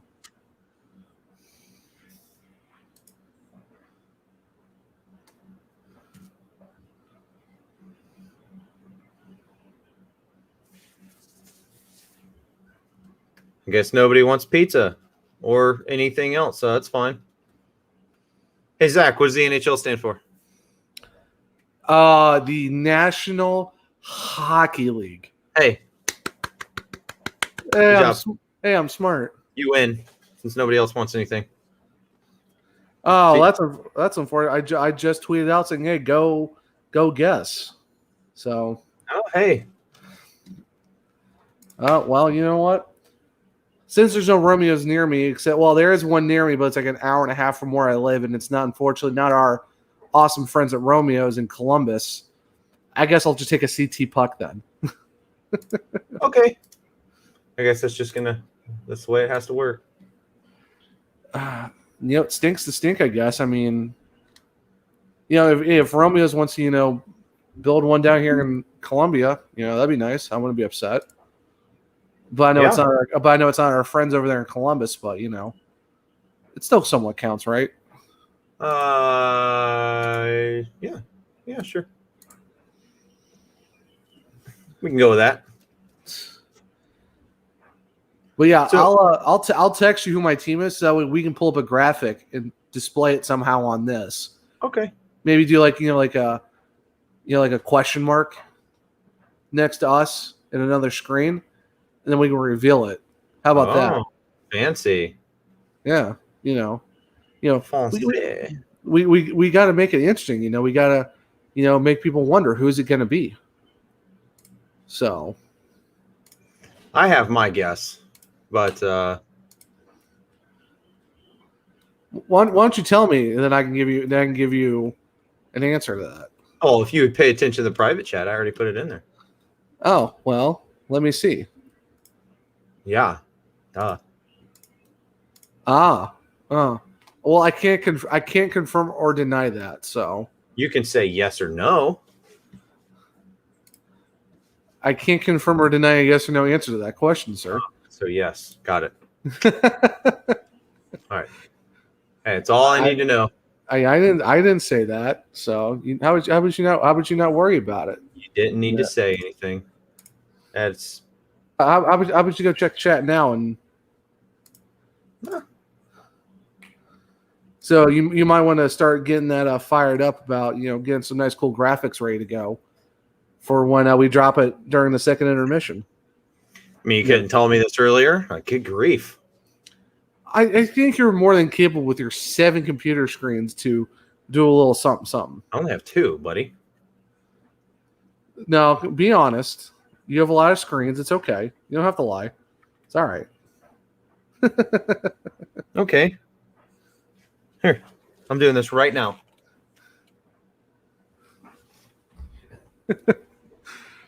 Oh, your actual setup. I'm going to text it to you to prove you wrong.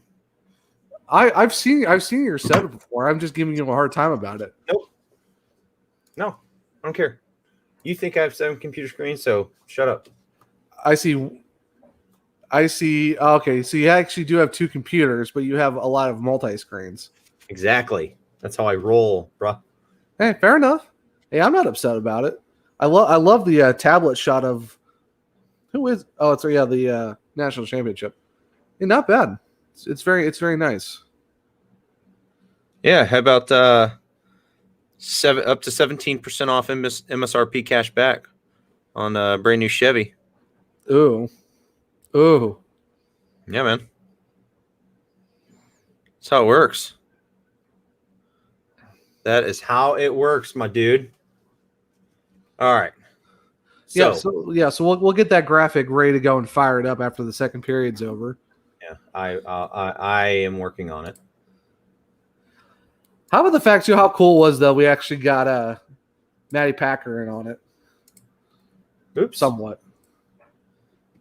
I thought that was pretty cool. Automatically duh, easy question. Yeah. It's the ribs. Yeah.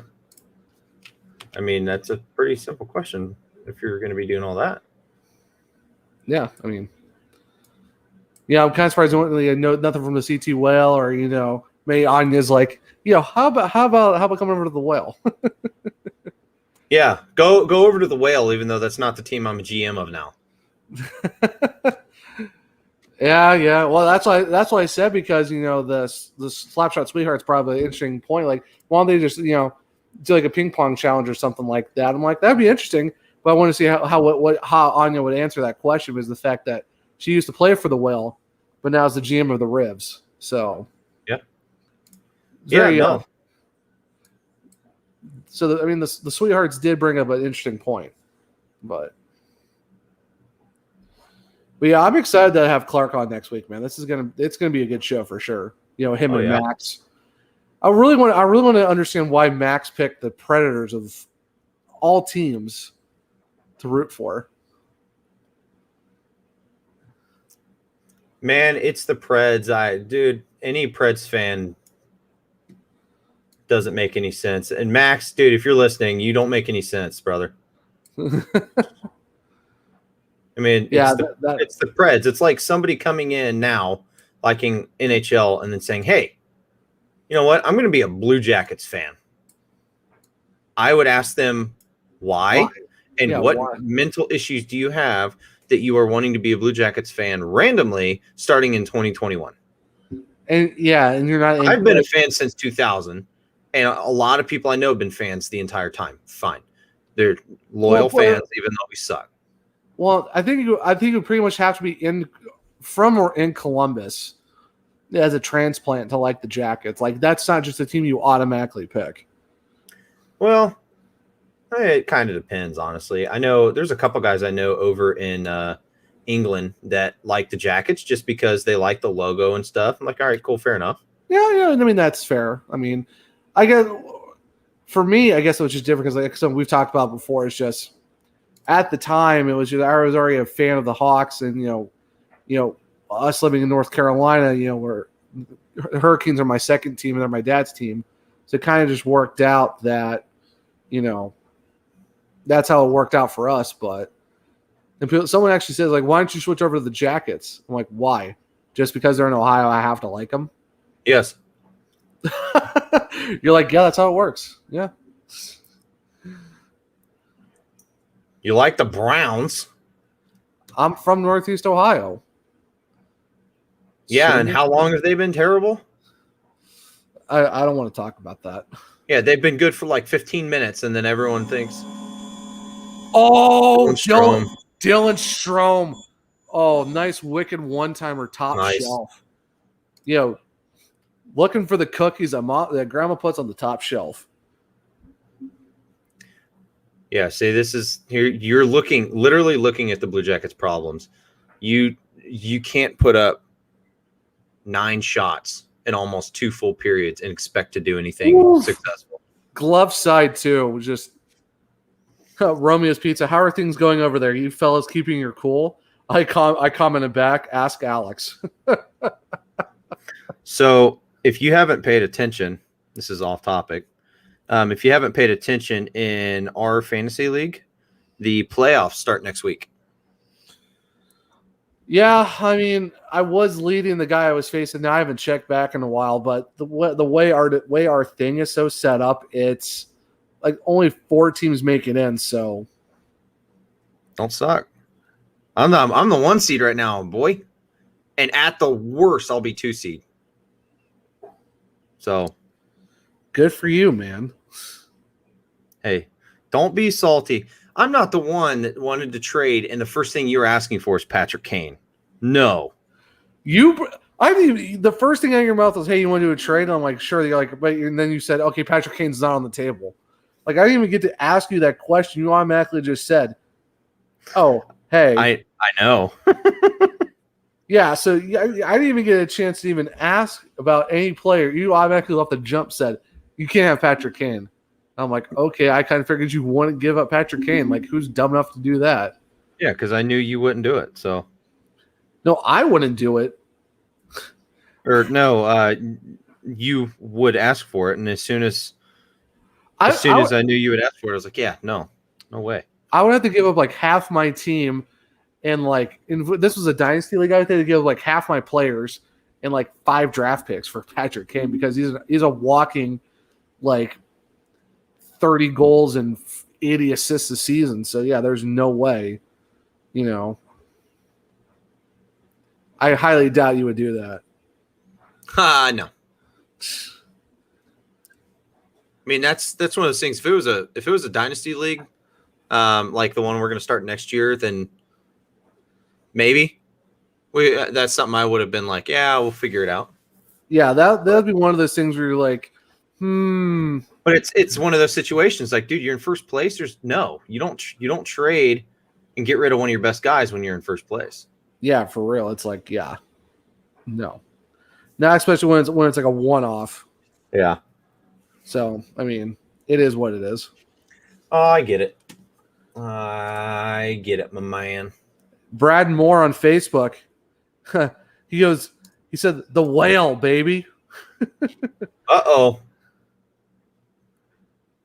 Is it the whale? Is it the ribs?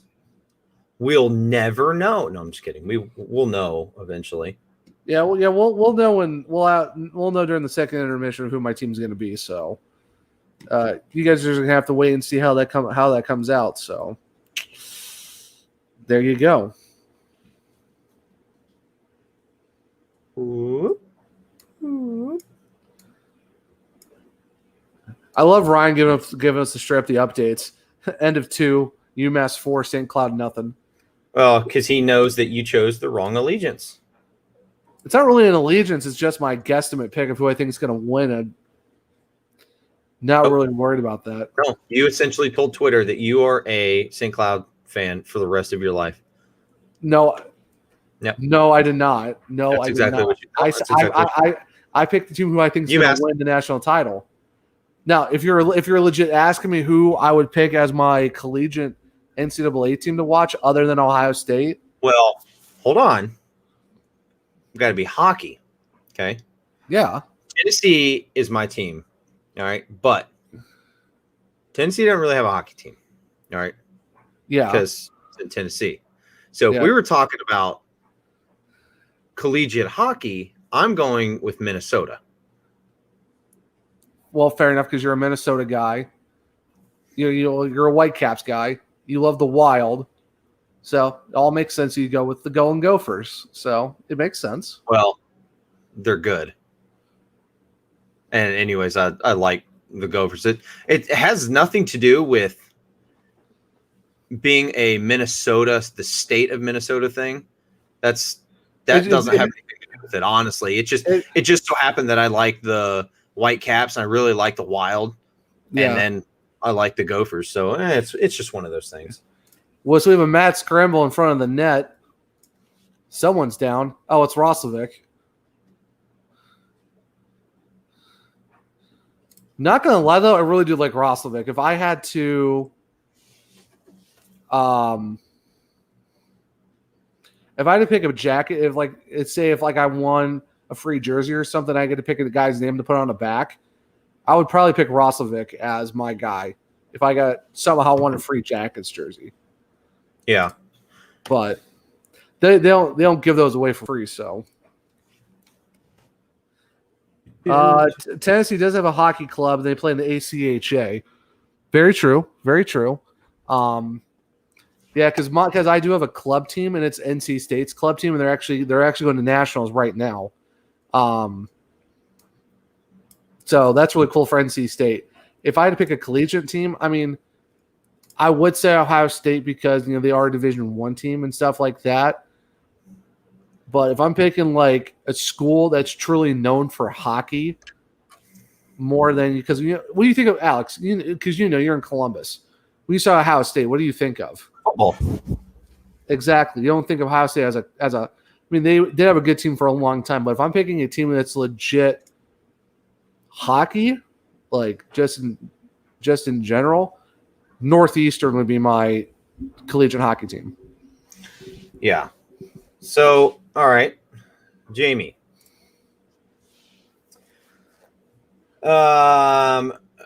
Homie, since when do you need a goaltender? You got Jack Campbell. That's all you need. Yeah, like what? Depth D, I was surprised that the Leafs were not in on the Savard sweepstakes. But there's still time for them to make a move.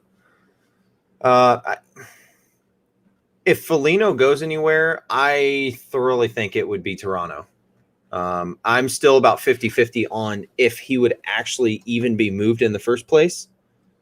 A couple reasons. One, I don't know. He still has a no move clause that he has to waive. So it's one of those situations where does he want to move? Does he want to leave? I think it's a situation that it would be he would leave and then there might be a handshake deal where he's going to come back and sign with Columbus again in the offseason. But yeah. I think he has the mentality of anything to help the team. So I could see him like, hey, well, I'll go somewhere to get a draft pick or a seventh defenseman or something like that. Okay, Yeah. fine. Yeah. And then just come back in the offseason. If he doesn't, that'll suck. But I want him to stay in Columbus. I like Nick Foligno a lot. Yeah. But if the Leafs are looking for that depth and that grit, Foligno's the guy you want to go with 100%. Yeah. But with that, I'll tell you right now, the Blue Jackets would probably retain like 75% of his salary. Yeah, I can because he's got $5.25 million salary cap, and the Leafs don't have that space. So that would probably be another 3-team deal like what the Blue Jackets did with Tampa and Detroit today. It's not sure, honestly. We'll see what happens. Ryan dropped his hockey picks. Penn State and Union College for NCAA. ACH team is I really don't want to butcher this name. I'm hoping it's Regent, Regent. Would you say that? Would you say Regent, Alex, for that? Okay. I don't know. I could see him going to Minnesota, but his brother's hurt, so it's not like he'd really be playing with him, and he's a free agent anyways. So I don't know if that would be the initial reason, but I could see it. So Nick Foligno for Kaprizov straight up, that's fine. That's a good deal for me. 100% would happen. No big deal. But I think we'll see. Still got a little bit of time left. I don't know personally if he'll go to Minnesota because he also still has a 10-team no trade clause or a 10-team no trade list. So I don't know who's on that. Maybe Minnesota's on it. I don't know, but we'll see. We'll see what happens. Sportsnet's reporting it. Honestly, until I see Elliot Friedman reporting it, and then I see the verified accounts reporting it more than just one, then I start listening to it. I have learned to not really pay attention to much of the drama until something actually happens. Yeah. So I did see something that the Blue Jackets believe they can get a first-round pick for Nick Foligno, which I agree with. So they are saying that Minnesota is one of the teams to watch out for with that, as with Toronto. But with Toronto, I think that might be something they have to give somebody up, like an actual player rather than. Oh, wow. The Tampa Bay Lightning. I got to double check this. My goodness gracious. They have a projected cap hit of $98 million. Oh, my word. After getting David Savard. Yeah. And he's coming in with just shy of a $1 million cap hit. Man. Jeez Louise. All right, Zach, thoughts? Janmark seems like he's on the move. Do you agree or not? Yep, pretty much. I called earlier today. I'm like, because when I heard they're taking him out of the lineup, I'm like, he's getting moved. I don't even have to even further explain it. Yeah. And they had a graphic with him in it for tonight's game. Immediately switched it to dunks. So, yeah, it's happening. Where do you think he's going? Have you seen anything where he may be going? I haven't seen anything. I know there's teams interested in him for the fact that he's a pretty solid guy. He's getting like almost half a point a night. So you could talk pretty much any contender right now that could say, yeah, we're going to go after after him. So what do you guys need? What we need? Yeah, what do you need to try and bring in for the trade deadline? Because then that kind of narrows down what teams would be in the sweepstakes. It looks like you guys might need a big defenseman type thing. I think a lot of it depends on if you guys are going to try and push for the playoffs. I don't think you guys should do anything at all until the offseason. Yeah, I mean, that's what I'm thinking because I really don't see anything that's – I don't really see anything that's kind of worth it, to be honest, because – even if we do make a move, you're looking for the 4 seed against Tampa, and the Hawks have been pretty bad against Tampa.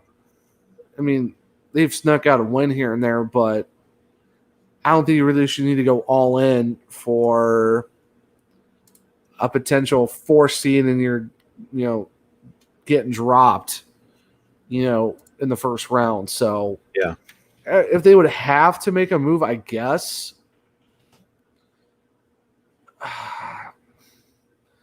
I would say maybe you're looking at Colorado. I could see maybe Minnesota because Minnesota's been on a pretty good run.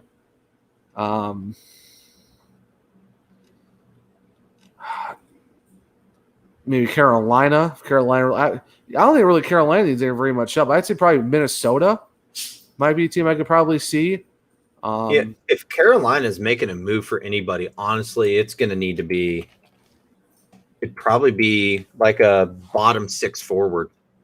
Yeah, honestly, they don't need a big center. They got Trocheck, and then with the wingers, you got Svechnikov, you got Andrei Svechnikov, you got Sebastian Aho, then you still have Jordan Stahl. So they're stacked and they're good. They don't need to do anything. Maybe if there's a guy that never plays, cool, dude, dump him for some picks or something. Get some extra picks, but past that. Yeah, I really have no idea, to be honest. I would say if anything, maybe Minnesota. I'm not really sure. Well, Alex, we are in the second intermission. I don't know about you, man, but I think it's time. Oh, is it time? I think it's time. I think it is time that we reveal who my team's going to be. Brayden Tinney, send beer. Sure, we'll get on that. Hey, I would love to, man. I'm hoping we can win, but we won't. So, but yeah, I would say in terms of what we're gonna, I think Minnesota might be getting him, but I don't know. It's gonna be interesting. But yeah, I think it's time we reveal who I'm rolling with the NWHL. Oh, really? I think it's time. Huh. But is everyone else ready, though? Is that the question? We just need to know. So who's Zach choosing for his NWHL alliance? Because what? I'm not sure. I don't know. Are you picking the Atlanta Thrashers? You know what? That would be a nice pick, but got to talk to the Winnipeg Jets and see if they will allow the Thrashers to come back. I mean, I don't know. No, unfortunately, it's not the Thrashers. Jamie, it's not the Boston Pride. Wasn't one of the two teams that were narrowed down to. We dropped it on Twitter the other day. It was between the Rivs. It was between the Riveters and the Connecticut Whale. Ryan, viva los Thrashers. Yes. The OG Ilya Kovalchuk. And the red jerseys were pretty nice. I would have to say the one with the Thrasher on the front. No, not the powder blue ones, but the regular ones that they had before the powder blue ones. Those were really nice. Those blue ones that were with the one random sleeve design was just weird. Yes. That was a look. That was definitely a look. You gotta love the throwback Whalers logos. Always. Speaking of the Whalers, Jamie, you'll appreciate this. Hold on.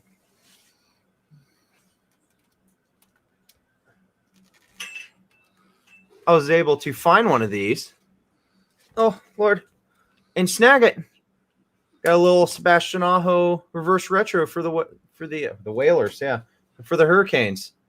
Pretty sweet. Whalers Hurricane. I mean, hey, they did switch up all their social media stuff to the Whalers logos and stuff. I know. So. It's fine with me. So let's go ahead and.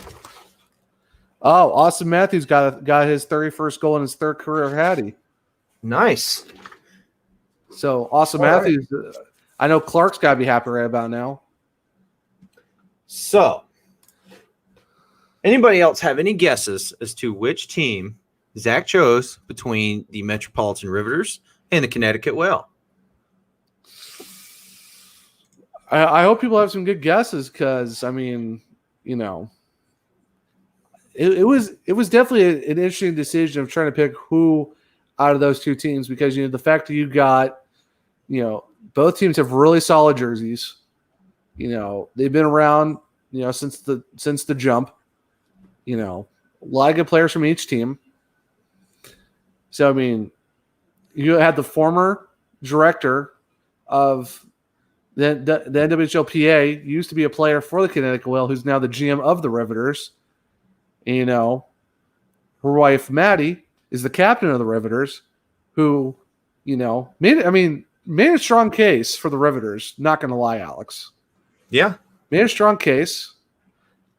It would be interesting to see who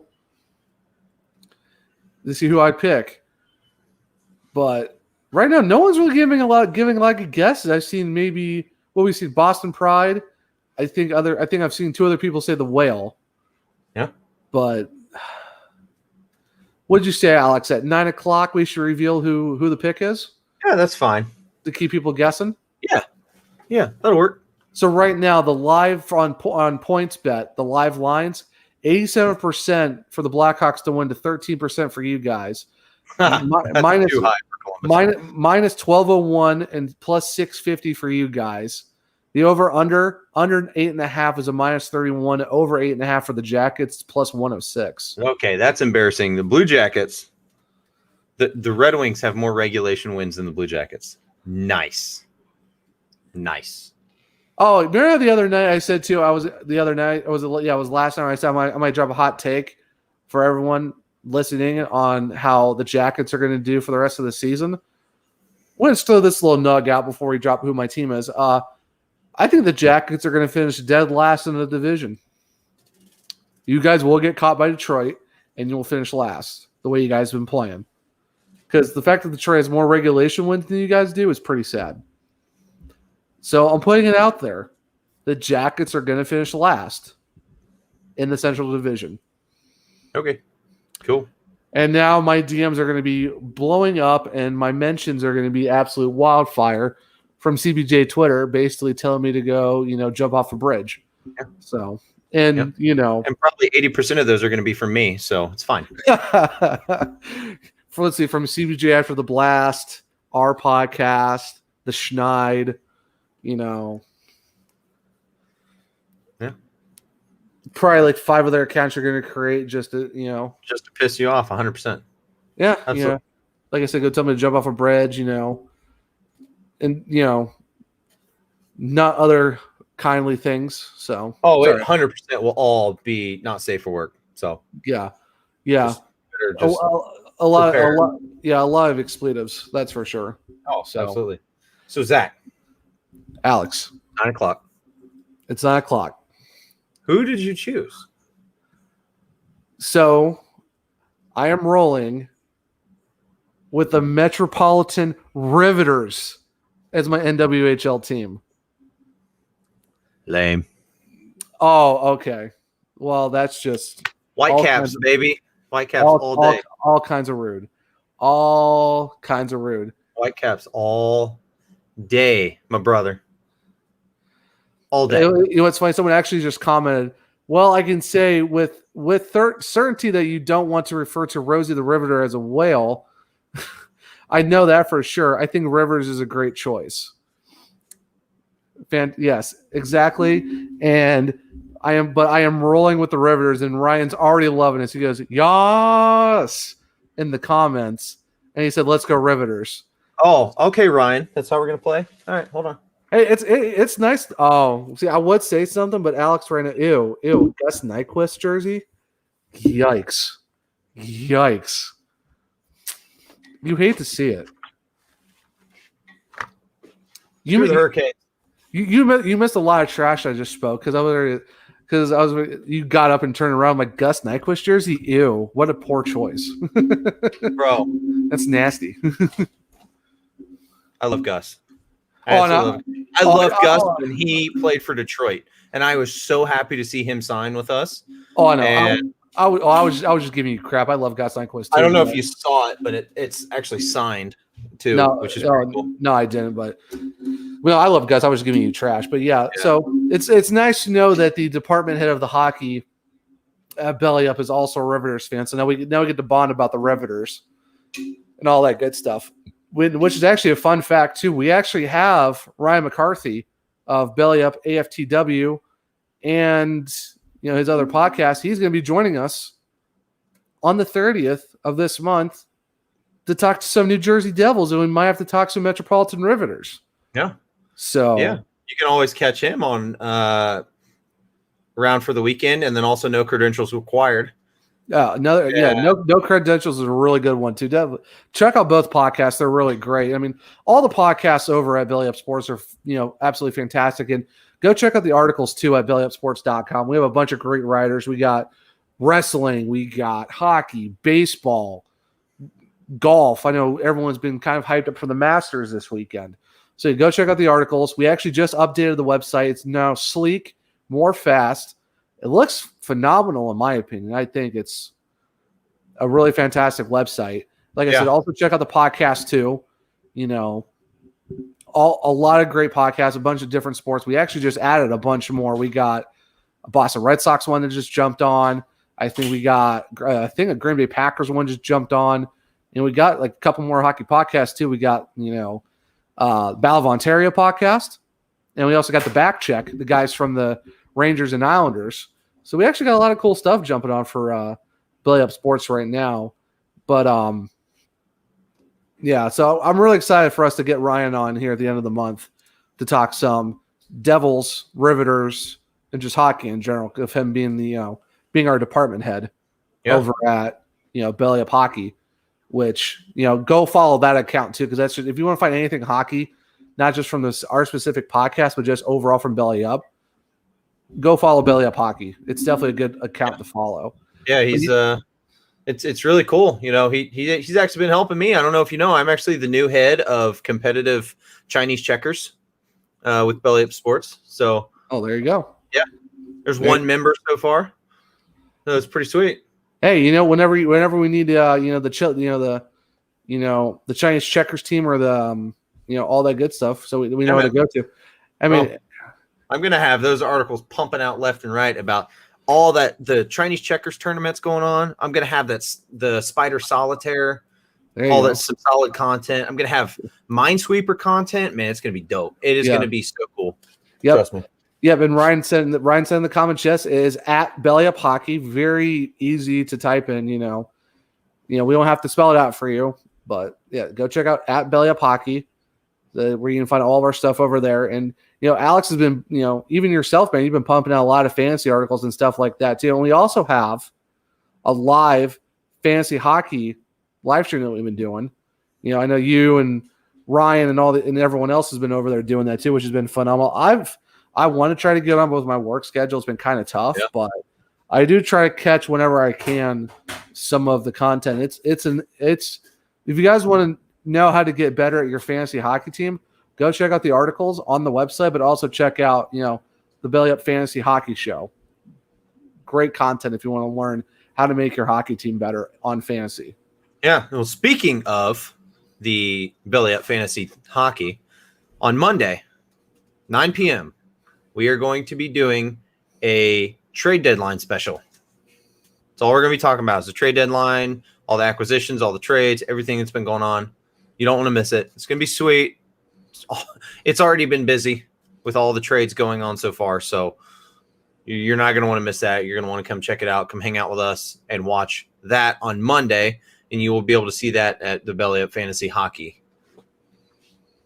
Yeah, for sure. Definitely know that. It's definitely something to watch, and and make sure to check all that out for sure.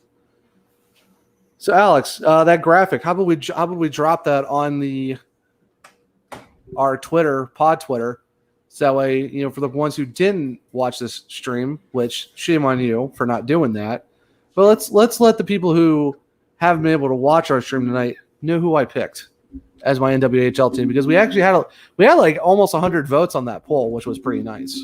So thank you to those 85 who took the time to give us a click on the poll, let us know who you think I should pick. So to the 53% who picked the Riveters, good job.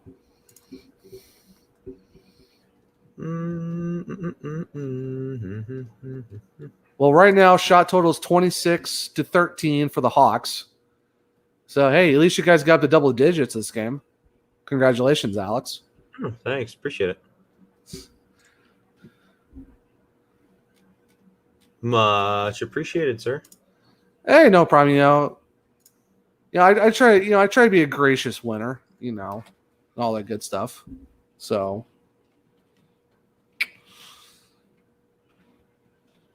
you had, like I said, you had some in the first half. Not gonna lie. First half seems like the first 3 minutes. Goodness gracious. Yeah, it's been. Yeah, I think pretty much after after I said the shot total at the 13th minute, with 13 minutes left, you guys have completely just went in the pooper. Yeah.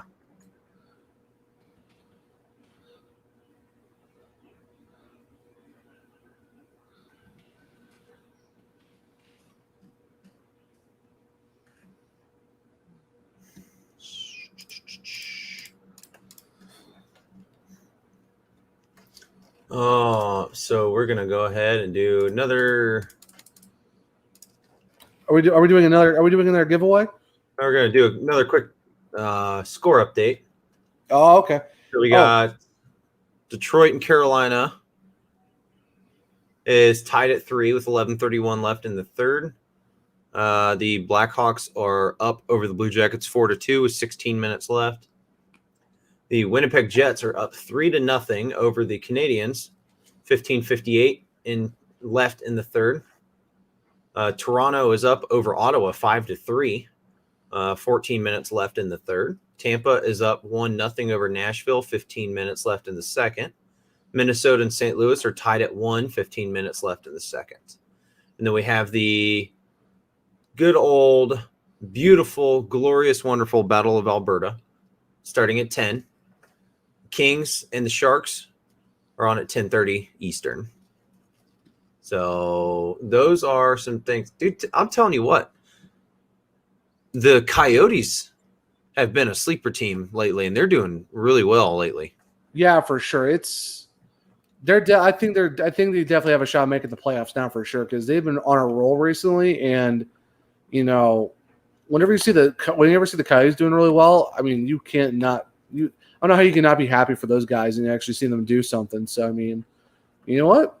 Hats off to them. They're in the playoff spot right now. They just got to make sure the Blues don't catch up to them, and hopefully, they got to make sure the Kings stay back and all that too. So, hats off to the Coyotes. And Ryan with the update. 14 minutes left in the game. UMass 5-0 on St. Cloud. That's what you get. Yeah, it's a pretty good game. The bits that I've been watching on the iPad down here, it's good. Not gonna lie. Yeah, unfortunately, I'm not really lucky enough to do that because I only got one TV going right now, and trying to watch this game and then do this at the same time, I'm like, I'm good. Yeah. Hey, I appreciate the score updates.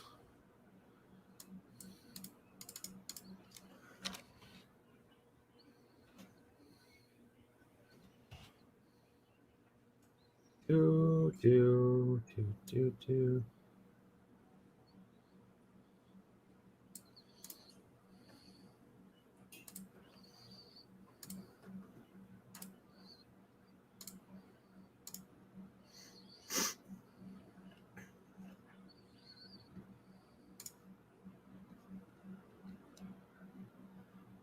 Yeah, this is a great question.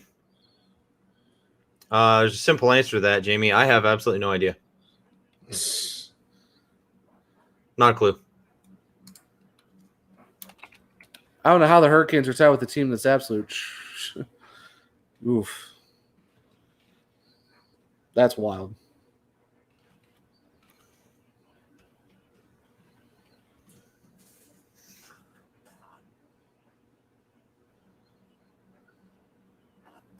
So I was meaning to ask you this a little earlier. What's up? Do you legitimately think that the Blackhawks are going to be in the playoffs, or no? They have a chance, but yeah, no. I don't think they will. I think they'll probably finish in 5th or something. Yeah, I mean, you know me. I'm a realist. I'm not gonna, oh, what's that guy's name out of Boston? The announcer, Jack. You know what I'm talking about, Alex? The play-by-play guy for the TV. Yeah, I don't remember his name off the top of my head. I know Shannon or some Boston fans are going to give me a lot of crap for it. Well.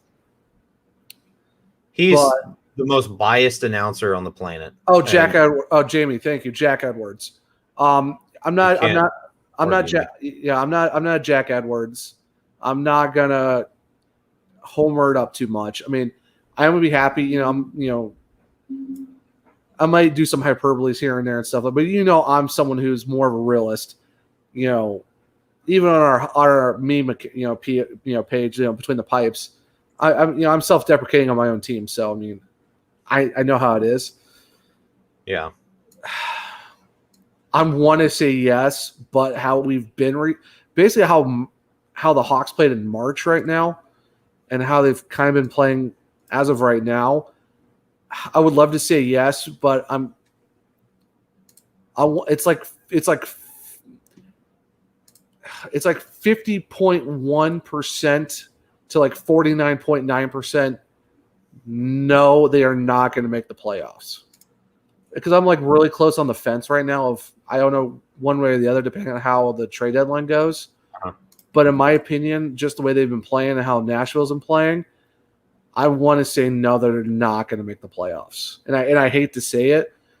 I mean, even before the season started, I even said it's more of it's going to be a development year for the young guys, get them in high pressure situations, see how they do and stuff like that, see where we're in the future. I mean, right now I think the Blackhawks are about, I want to say 2 seasons ahead of schedule, maybe 1 at the least. So right now it's looking good. Now if we had Jonathan Toews for the whole year and Kirby Dach for the whole year, and if we didn't have that really trash stretch in March, I would say yes. But well, yeah, if that didn't happen, and especially if you guys had Jonathan Toews, you 100% would be making a run. But I don't see it happening. But let's say right now, let's say how the season played like it is, but instead of 5 wins in March, you're talking 8 wins. Maybe if you're talking let's say 9 wins in March overall, I would say yes. But with 5 wins for the entire month, no. Yeah. Yeah, I don't know. I think it's one of those things we had talked about before that can you make the playoffs? Yes. But should you try and make these moves and make all these other acquisitions to make you have a better chance? No. Do that in the offseason. Let these guys get the experience. Let Kirby Dach develop even more. DeBrincat is going to be the future of your team. That's for sure. That is the way it is. You between DeBrincat and Kirby Dach, you already have a core to build around when Patrick Kane and Jonathan Toews are gone. Yeah. So. Yeah.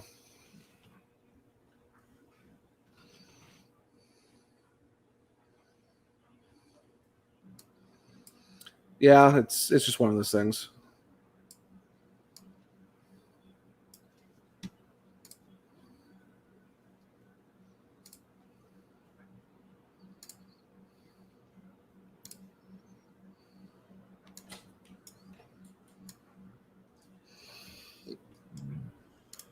Oh man.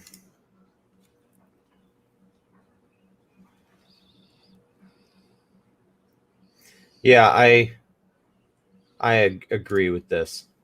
So Dach needs a little bit more seasoning and a whole year. Because he came back and he's played what, Zach, probably 6 games. Even if that, I would say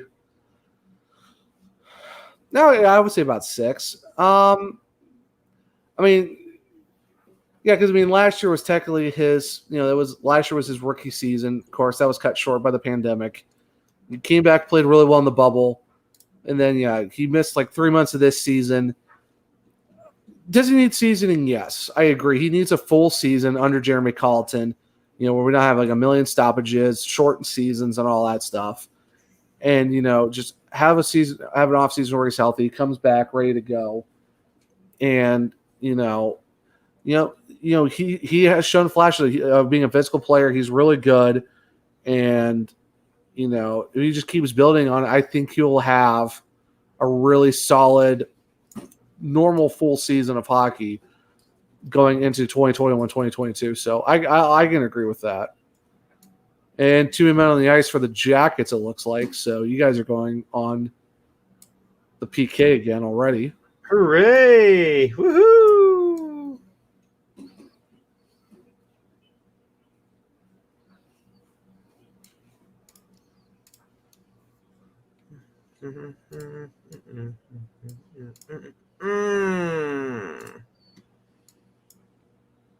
Yeah, it's I think it's going to be a long rest of the season for the Blue Jackets.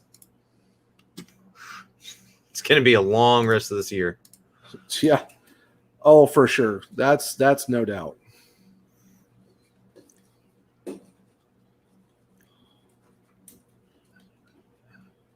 I'm just hoping they can figure some stuff out that they're able to. I don't know. Hopefully, essentially, I'm hoping they can kind of prepare themselves a little bit better for next year and just essentially take the L for the season and call it a day. Yeah, that was definitely rough for you guys. It's crazy the fact that you guys had a good start, and then kind of tailed off, and then kind of made an issue between both of our teams because we were talking about this not even a month ago. Yeah. Can you imagine how much of a wild end of the season is going to be? You're talking about the rest of April and the first couple weeks in March. You're talking about a possibility of, which one of our teams could make a case to make the playoffs and all that stuff, and who's going to be left out, and all of that is just. The problem is, for a while, the Blue Jackets were making a case in the first period. No other time throughout the game, and the Blackhawks were doing it for the whole game. I mean, yeah, you can't make a case if you're just going to play for 20 minutes. And that's what they've been doing. And sorry guys, that's why you're not getting to playoffs, and injuries come up and things are out of their control. I get that that's going to happen, but there's not much they can do about it. Yeah. Well, I mean, still, even for the Hawks, they had a great start there. They played a lot higher than what everyone considered them to be doing, and then all of a sudden it just turned into the thing. It just turned into they had a really bad case of March, and all of a sudden Nashville decided to get hot at the wrong time. Now it's like Nashville can't seem to slow down, and then the Hawks are now just playing almost 500 or subpar 500 hockey all of a sudden, and now it's kind of like Nashville's in the driver's seat, and now the Hawks have to play catch up with 13 games left in the season. Yeah. That's not really good because then Nashville's absolutely clicking, and the Hawks got cold at the wrong time and for too long. Yeah. Oh, I agree. So now it turned into which one of our teams is going to make it to is both of our teams going to miss. And is Nashville going to squeak in? That's the crazy part. So it's just one of those things, man. Yeah, I wish I got it, but I don't. Yeah, well, that begs the question then. So I'm assuming, we talk about this off stream, in general. I'm assuming we're, for you, it's probably going to happen. We're going to see how it goes for me, and whenever that does get decided. Is there one or two teams possibly that you're kind of, going to pull for in the playoffs? Are we doing one? Are we just doing a team out of the West, or are we doing one East and one West? I'll pick one East and one West, and honestly, my West is going to be the Wild. Of course. If we had to go into picking one from every division, I'd be game with that. Yeah. So if we were going to do that, I'll pick out of the West. I'm going to grab the Wild. Out of the North, it'd be the Canadians. Out of the Central, it'd be the Canes. And then out of the East, let me double check the standings on that, honestly. I'd have to say the Islanders if I had to choose. Yeah. And it would be nice to see him win. If they could make it to a playoff spot, I'd be pulling for the Rangers. Yeah. But I don't think they will. I think the Rangers will overtake Philly for 5th. Yeah. But I don't think they're going to pass Boston at this point. Yeah, Boston has been playing really well for sure. For me, the Central is really a no-brainer because, like I said, if anyone's been paying attention to the podcast and our streams, I did, and I posted a picture of, because my father-in-law got me a Whalers t-shirt because he listens to our podcast and, he remembers, our honorable mention of the Whalers, so he got me a Whalers t-shirt. But my second team is the Hurricanes because we used to live in, I've said it before, we live in North Carolina, season tickets, been to the 06 Stanley Cup final, saw my favorite guy, Rod Brendamore, lift the cup, all that good stuff. So obviously I'm picking Carolina as my Central team. Out of the East, who did you say, the Islanders? Yep. Yeah, see, there's really no one else in the East. Because I'm not picking Boston because I just can't stand anything Boston. Just can't do it. Wow. Why not? I love Boston. We've heard all your accounts of how you feel about Boston. I'm going to go with the Islanders because I did pick them as a sleeper team to watch out for. And this is when they were like in third place in the division. Now they're leading and they've been playing absolutely phenomenal. And they just got Sajak and they just picked up Palmieri too. So they just got loaded. So I'm going with the Islanders, Canes. Out of the West, who'd you pick? Oh, you picked the Wild, right? Yes. If they truly do make it, I'm going with Arizona as my West team. Okay. That would be like my number 2 West team, honestly. Like if the Wild get bounced, I'll be rooting for the I'm picking the Yost because one, the Kachinas are pretty nice. 2, Nicholas Stralmerson, who's a former Hawk, he was one of my top guys, not naming the core. I really like Nicholas Stralmerson in his game. And also the fact Clayton Keller's there too. I like Keller.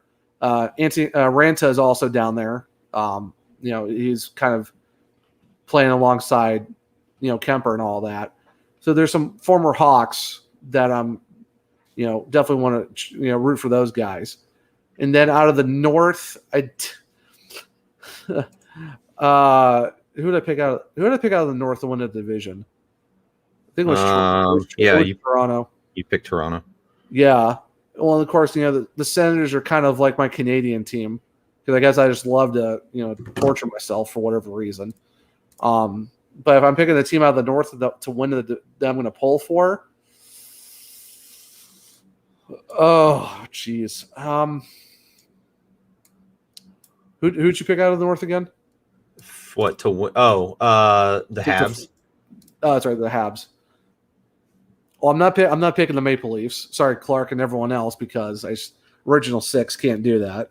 Plus, I would love to see Maple Leafs fans still get tortured for still not having a cup since '67. Let me look at the standings real quick. I love how I'm just delaying the crap out of this thing because why not, right? Hey, it's fine. Nothing wrong with that. So right now you got the Leafs in first with 57 points, Oilers in second with 52, Winnipeg in third with 51, Montreal with 43 in fourth, Vancouver in fifth. Who knows if Vancouver's ever? I don't know. Who knows if they're ever going to play hockey? Because that whole situation. They said that things are calming down, so we'll see. I know they were saying probably late late next week before the weekend. They're hoping to try to get the guys back on the ice, but I mean, they're what, eight back of Montreal right now. They're 35 and they're tied with Calgary. Yep. Yeah, I don't see them making it. I see the top 4 all right, pretty solidified. Jamie says April 16th is the tentative date for the Canucks to be back. That's rough, man. Yeah. And they're going to be what, almost 2 weeks? 5 games behind, 5-6 games behind. Yeah. And so Lankin is 10 for 10 on saves this period alone. So you guys are up to 22 now all of a sudden. So there's nearly 3 minutes left for the national title. It's still 5-0 UMass. All right, I want to stop delaying this. I'm rolling with Winnipeg as the North team. Okay. Why? Why Winnipeg? why Winnipeg? Yeah. I can't. Well, I just can't. I can't stand Toronto. I want to see them still suffer. Habs, another original 6 thing. They have way too many cups already as it is. And the Leafs, I guess it's because it's a lot of original 6 beef that I have with a couple of those teams. And Edmonton, I don't know. I mean, I did pick them to win the North Division, but I don't know. I'm just going to say Winnipeg just because. Just to make it interesting. Oh, so you're doing that to try and piss me off because of PLD, right? Actually, I wasn't even thinking about that, but now you said that. So yes. I'm gonna have to double down on that now. Just chap your pants. Just why not? Just give you a hard time. Grind your gears. Wow. Thanks, bud. Hey, that's what our friends are for, right? Friends. Wow. Wow. Hey, earlier said you didn't have to be friends to do a podcast, so it's all right. It's okay. I understand. Hey, now you're getting it, buddy. Now you are getting it. See, I wish it was more entertaining because of the fact you talked all this crap before this game tonight. You said, "Oh, we're going to get dominated, get spanked," all this other crap. You talked about what the Jackets are going to do to the Hawks, and I mean, hey, you guys finally put up 10, at least 12 shots this period. But where have you guys been since minute 7 into the first period? Something like that. I mean, at least we have 22 shots and not 11. Yeah, at least you guys got into the 2 range, so that's nice. Hey, well, there's going to be another penalty on the Blue Jackets. Nice. Man, you guys really just don't want to get back in this game, don't you? So, are we saying that the tank is officially on? Tank? No, but they're not going to do much. So, basically, just sucking is just going to be the general MO right now for you guys then? Yes. Sounds about right. All right, so for everyone who doesn't know, we are actually doing after this, we're going to be doing our reverse retro rankings, but we're not live streaming it. We're going to be recording it at least, and we're going to drop it in, what are we doing, 2 segments, right? 2 episodes? Yeah. Yeah, so it's 31 to 16, and then 15 to 1, something like that. I know. I couldn't remember if it was 31 to 15 or 31 to 16. Honestly, I'm not sure. Either way, we are going to be doing 2 we're doing it all at once, but we're going to drop it 2 different episodes of our reverse retro rankings for all the jerseys. So 31 to 1. We haven't really fully talked about yet, our initial thoughts before, of our rankings, because I don't even know Alex's ranking. He hasn't really sent it to me, but Alex knows mine. I'm kind of curious. I'm curious for your reaction to some of my teams.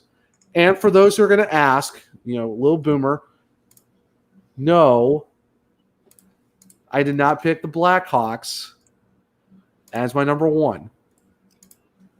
So, not happening. We'll see. We'll see. Whatever you say there, buddy. It's not. I'm putting it out there. It's not number one. Okay, so Mirror. We'll see there, brother. Oh, stop. We'll see there, brother.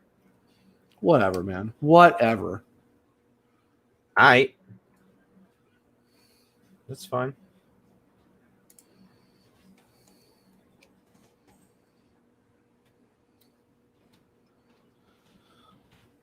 Oh, man.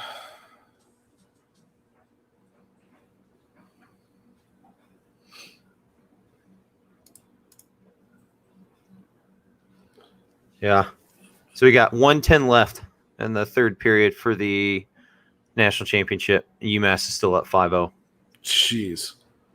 Well, So- UMass came to play. They sure did. Wish we could say the same thing for the for St. Cloud, but I guess not. Nope. Yeah, you could. These kids, you can just tell they know the game's over.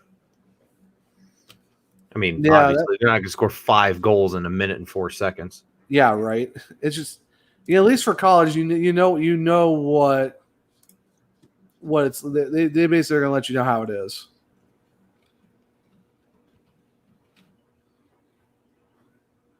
So.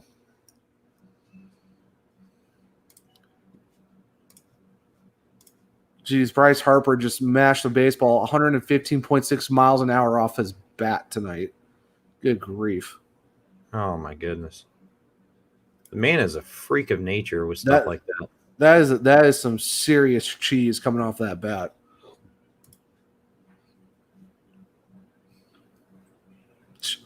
That's what you call all gas, no brakes. Yeah, right? Just a missile, rocket, moonshot, moon bomb, whatever you want to call it. Sucker was crushed. Your Reds, though, man. Your Reds have been kind of on it recently, too. Like, good Yeah. grief. I don't understand what's going on with him, but I am Hey. not arguing. Hey, nothing wrong with that. Indians decided to wake up tonight with 11-3 win over the Tigers, so there's that.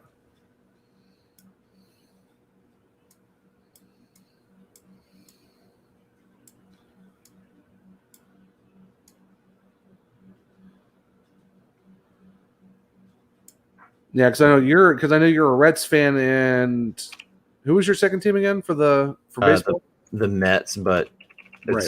I like the Reds more than anything. Yeah. All right, UMass is the official D1 national champs. So congrats to UMass on winning the Natty.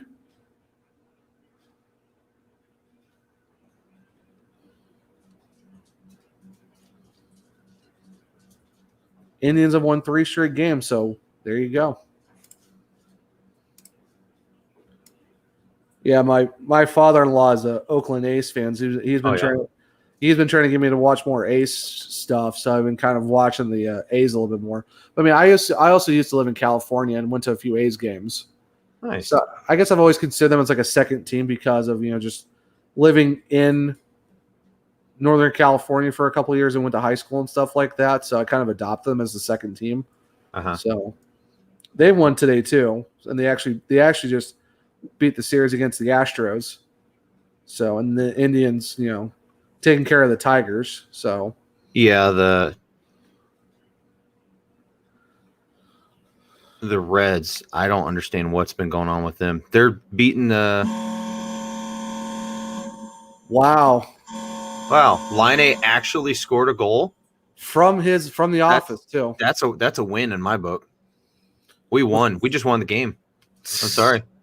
Yeah, that 4-3 scoreboard says something different there, bud. But sure.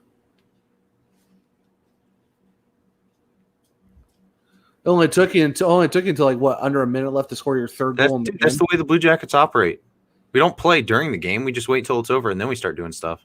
I don't know what Duncan was doing. He tried to dump it, but he dumped it right back into the boards, and no one was covering Line. So that was just an absolute. Oh, Max Domi. Well, that was a nice pass from Max Domi, and of course, no one was watching Line at all. left him wide open. I don't know what Duncan Keith was doing on that dump, but he didn't even dump it out of the zone. He just dumped it right into the boards. Oy vey.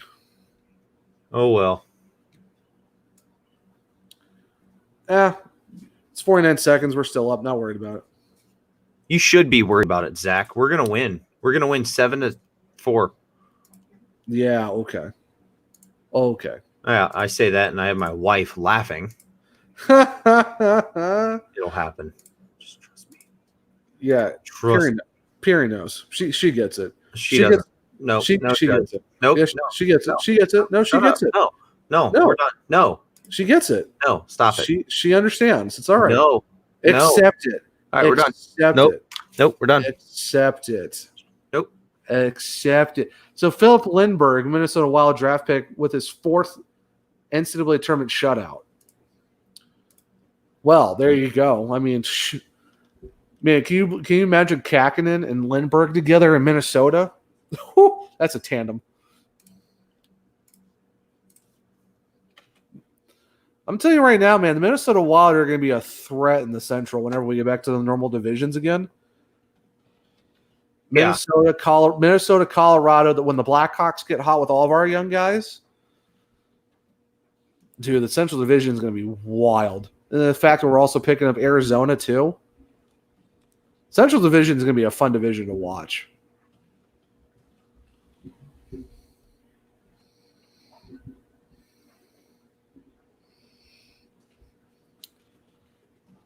What are we reviewing?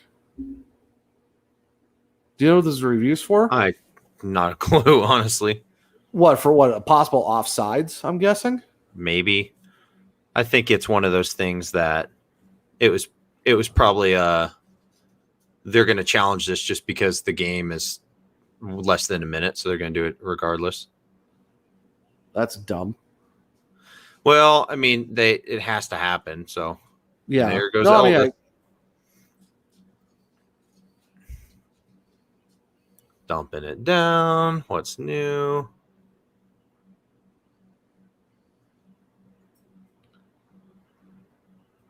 All right. Not liking the fact that you guys all right, come on, guys. I do not want to see overtime. Oh, crap. Oh, there you go. That'll help. Get DeBrincat. Now Jonesy's going to have to make a super good pass. Ooh. Oh.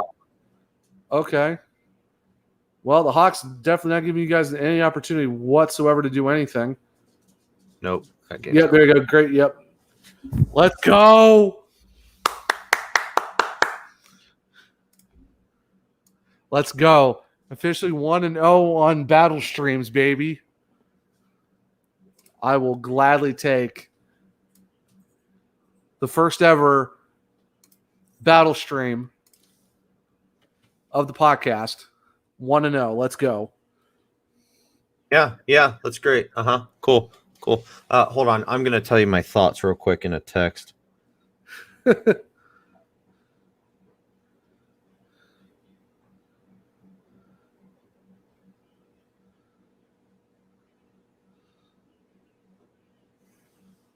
And the Jets beat the Canadians 5-0. Nice. There you go. Wow, that's a very nice text message you just sent. Yes. That is good. I don't know why you're calling me a duck, though. That was very odd. Let's not worry about that. So, Wow. Very, very nice. So, the answer to that trivia question earlier, if you weren't aware, it was the Buffalo Sabres. Yeah. No. Oh my gosh, that's right. wild. So I'll read this here for a second. The biggest prank in NHL history occurred in 1974 when Buffalo Sabres GM Punch Imlach selected star center Taro Sugimoto of the Japan Ice Hockey League's Tokyo Katanas in the 11th round of the NHL draft. The NHL made the pick official, and it was reported by media outlets, including the Hockey News, but Taro Sugimoto didn't exist. In fact, his team didn't exist either. The JIHL had no team representing Tokyo at the time. Imlach did not acknowledge the fake draft pick until just before the start of training camp. The team even set up a stall for him and listed him on their training camp roster. When the prank was finally discovered, the league was not amused as Sugimoto's name had already appeared in several NHL publications. Oh my gosh. That is absolutely hilarious. That is fantastic. Yes, I do. Do you think that NCAA needs a cup style trophy? Absolutely. These kids are all trying to get to the NHL. So Wait, is it an actual? I know because basically all the trophies are basically the same almost. It's kind of like a normal. It's like that base, and it's kind of like that. I don't know how to explain it, but I thought all the NCAA trophies were pretty much the same. no, Well, this is a little more of a. Here, I'm literally sending you a picture. I'm watching it. That's what it looks like. No, I think they should get one that's looks like a cup, absolutely, because they're trying to get to the NHL, right? The NHL, you have the Stanley Cup, and the AHL, you have the Calder Cup. It looks like it's a cup. In the other leagues, it's a cup. Yeah, I mean, even in NWHL, the Isabel Cup, it's a cup. Yeah. Oh, here it is. Oh yeah, no, that's basically no, I was right. That is basically the same. That's the same design for every college sport besides football. Like lacrosse has the same thing. I think basketball is pretty much the same. Yeah, every sport other than college football, it's all that design, but it's just with whatever sport and like a Frozen Four or basketball and all that. So yeah. No, that's what I was trying to talk about earlier. That's the same exact style for every sport other than football. Yeah, Brian even said, except for the college football playoff. Yeah, basically it's the same design for every sport, and it's like, okay. Yeah, honestly, I think they really need to do a cup style trophy for NCAA hockey for men's and women's, because if it's hockey and we have cups for everything else, for all the other leagues, we got like even the KHL's got that with the Gregorian Cup or the Gregorian Cup, wherever it's called. Mm-hmm. That's also a cup. So we got to do it for hockey. Make it a cup for everything. Because why not? Sure. Yeah, that's pretty lame. That's basically basically the same trophy design for pretty much every college sport is exactly the same. Besides maybe saying NCAA hockey or basketball or whatever. So that's pretty lame. Yeah, I get that. Yeah, Gregorian Cup. Yeah, Ryan, that thing is huge. That is a huge cup. Hey, Alex, have you seen the Gregorian Cup? No. Let me look.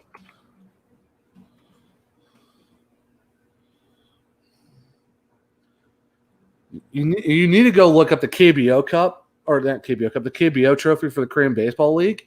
It's a legit sword. Like, that's their trophy. Go look up the KBO trophy. Anyone else who's watching the stream still, go look up the Korean Baseball League's trophy. It is a massive, massive sword. Is that what you're looking at now, Alex, or was it the? I was looking at the Gagarin Cup. That thing's crazy. Yeah, it is insane for the KHL how big that trophy is. But yeah, they're all Russian, so that doesn't surprise me at all. Oh yeah, it's the Russian gas. That's how they can lift it. Yeah, for sure, man. But no, go look at the KBO trophy. That thing is also wild. Oh Lord. So the third period, the Blackhawks had 3 shots on net. Blue Jackets had 14. Ended 28-26. Hey, well, I appreciate you getting my goalie save percentage up to a lot more. So thank you for that. Hey, no problem. It's not like he's going to win anything, but at least it'll help his career stats. Oh, okay. So you're still salty the fact that your team got 2 early goals. You talked a lot of trash, and you guys just get absolutely just spanked for the rest of the game. All right, that's cool. Game's over, dude. I'm ready for Monday. We're going to kill you on Monday. You know what's funny? We're only 2 points behind Nashville for the last playoff spot. So good for you. That's cool. That's exciting. So basically, is your Stanley Cup now going to be knocking us out of trying to knock us out of the playoffs? Yes. Yeah, good luck with that. It'll happen. Nah, not worried Yep. about it. You're not making the playoffs. Oh, okay. Hey, better chance than you do. So at least we're Fine. 2 points back. Couldn't care less. Oh, yeah. Weren't caring earlier. Or, I mean, you were caring earlier, so. Ah, okay, cool. That's exciting. It's really sad, though, that really no one won free pizzas tonight. I don't know what happened to everybody. Hey, oh well. More pizza for us, then, I guess. Yeah, right. Yeah. I'm not arguing. Yeah. So right now they're saying on NBC Sports Chicago that momentum changer was the early timeout for Carlton after they went down 2-0. And he called that timeout like right after. Yep. And they're saying that's the momentum changer was that. So. Oh, yeah. That's definitely going to help. Yeah, for sure. Definitely help them, but I don't know. All right, guys. Well, this has been fun. It was nice doing the live stream with everyone. Appreciate, Clark for coming on from, the Team RP show and, the Squadcast. Really excited to talk to him and Max next week. That's going to be a lot of fun. Oh, yeah. I'm looking forward to that. That's definitely going to be a good one to talk to them about. Yeah, Clark is definitely a beauty. Just talking about, the WHL and, the CHL as a whole and, CFL stuff and just, dropping stories and all that good stuff. So I'm really looking forward to being able to talk to him. So that was really cool to have Clark on and stuff like that. Yeah, for sure. Yeah. Well, guys, I think that about wraps it up for us. It was fun, even though Blue Jackets lost, but still a good game for the Blackhawks. Yeah, I mean, pretty much every game right now is a needed 2 points wins. I know it's going to go, it was just the Jackets. It's not that big of a deal. I'm like, hey, right now, every game is really going to matter for us. So I'll take whatever we can get. No, so even against the Red Wings and the Stars who are behind, Dallas is ahead of you guys, but the point still stands. Like any team that we're facing right now in the Central, every game is going to matter. So yep, I'll take it. It sure will. So, well, guys, we appreciate you coming out, hanging out with us. It's going to wrap it up for our battle stream tonight. Obviously, you can find me at @nuddle_CBJ, right? Val. And you can find Zach at CLE Zach on Twitter.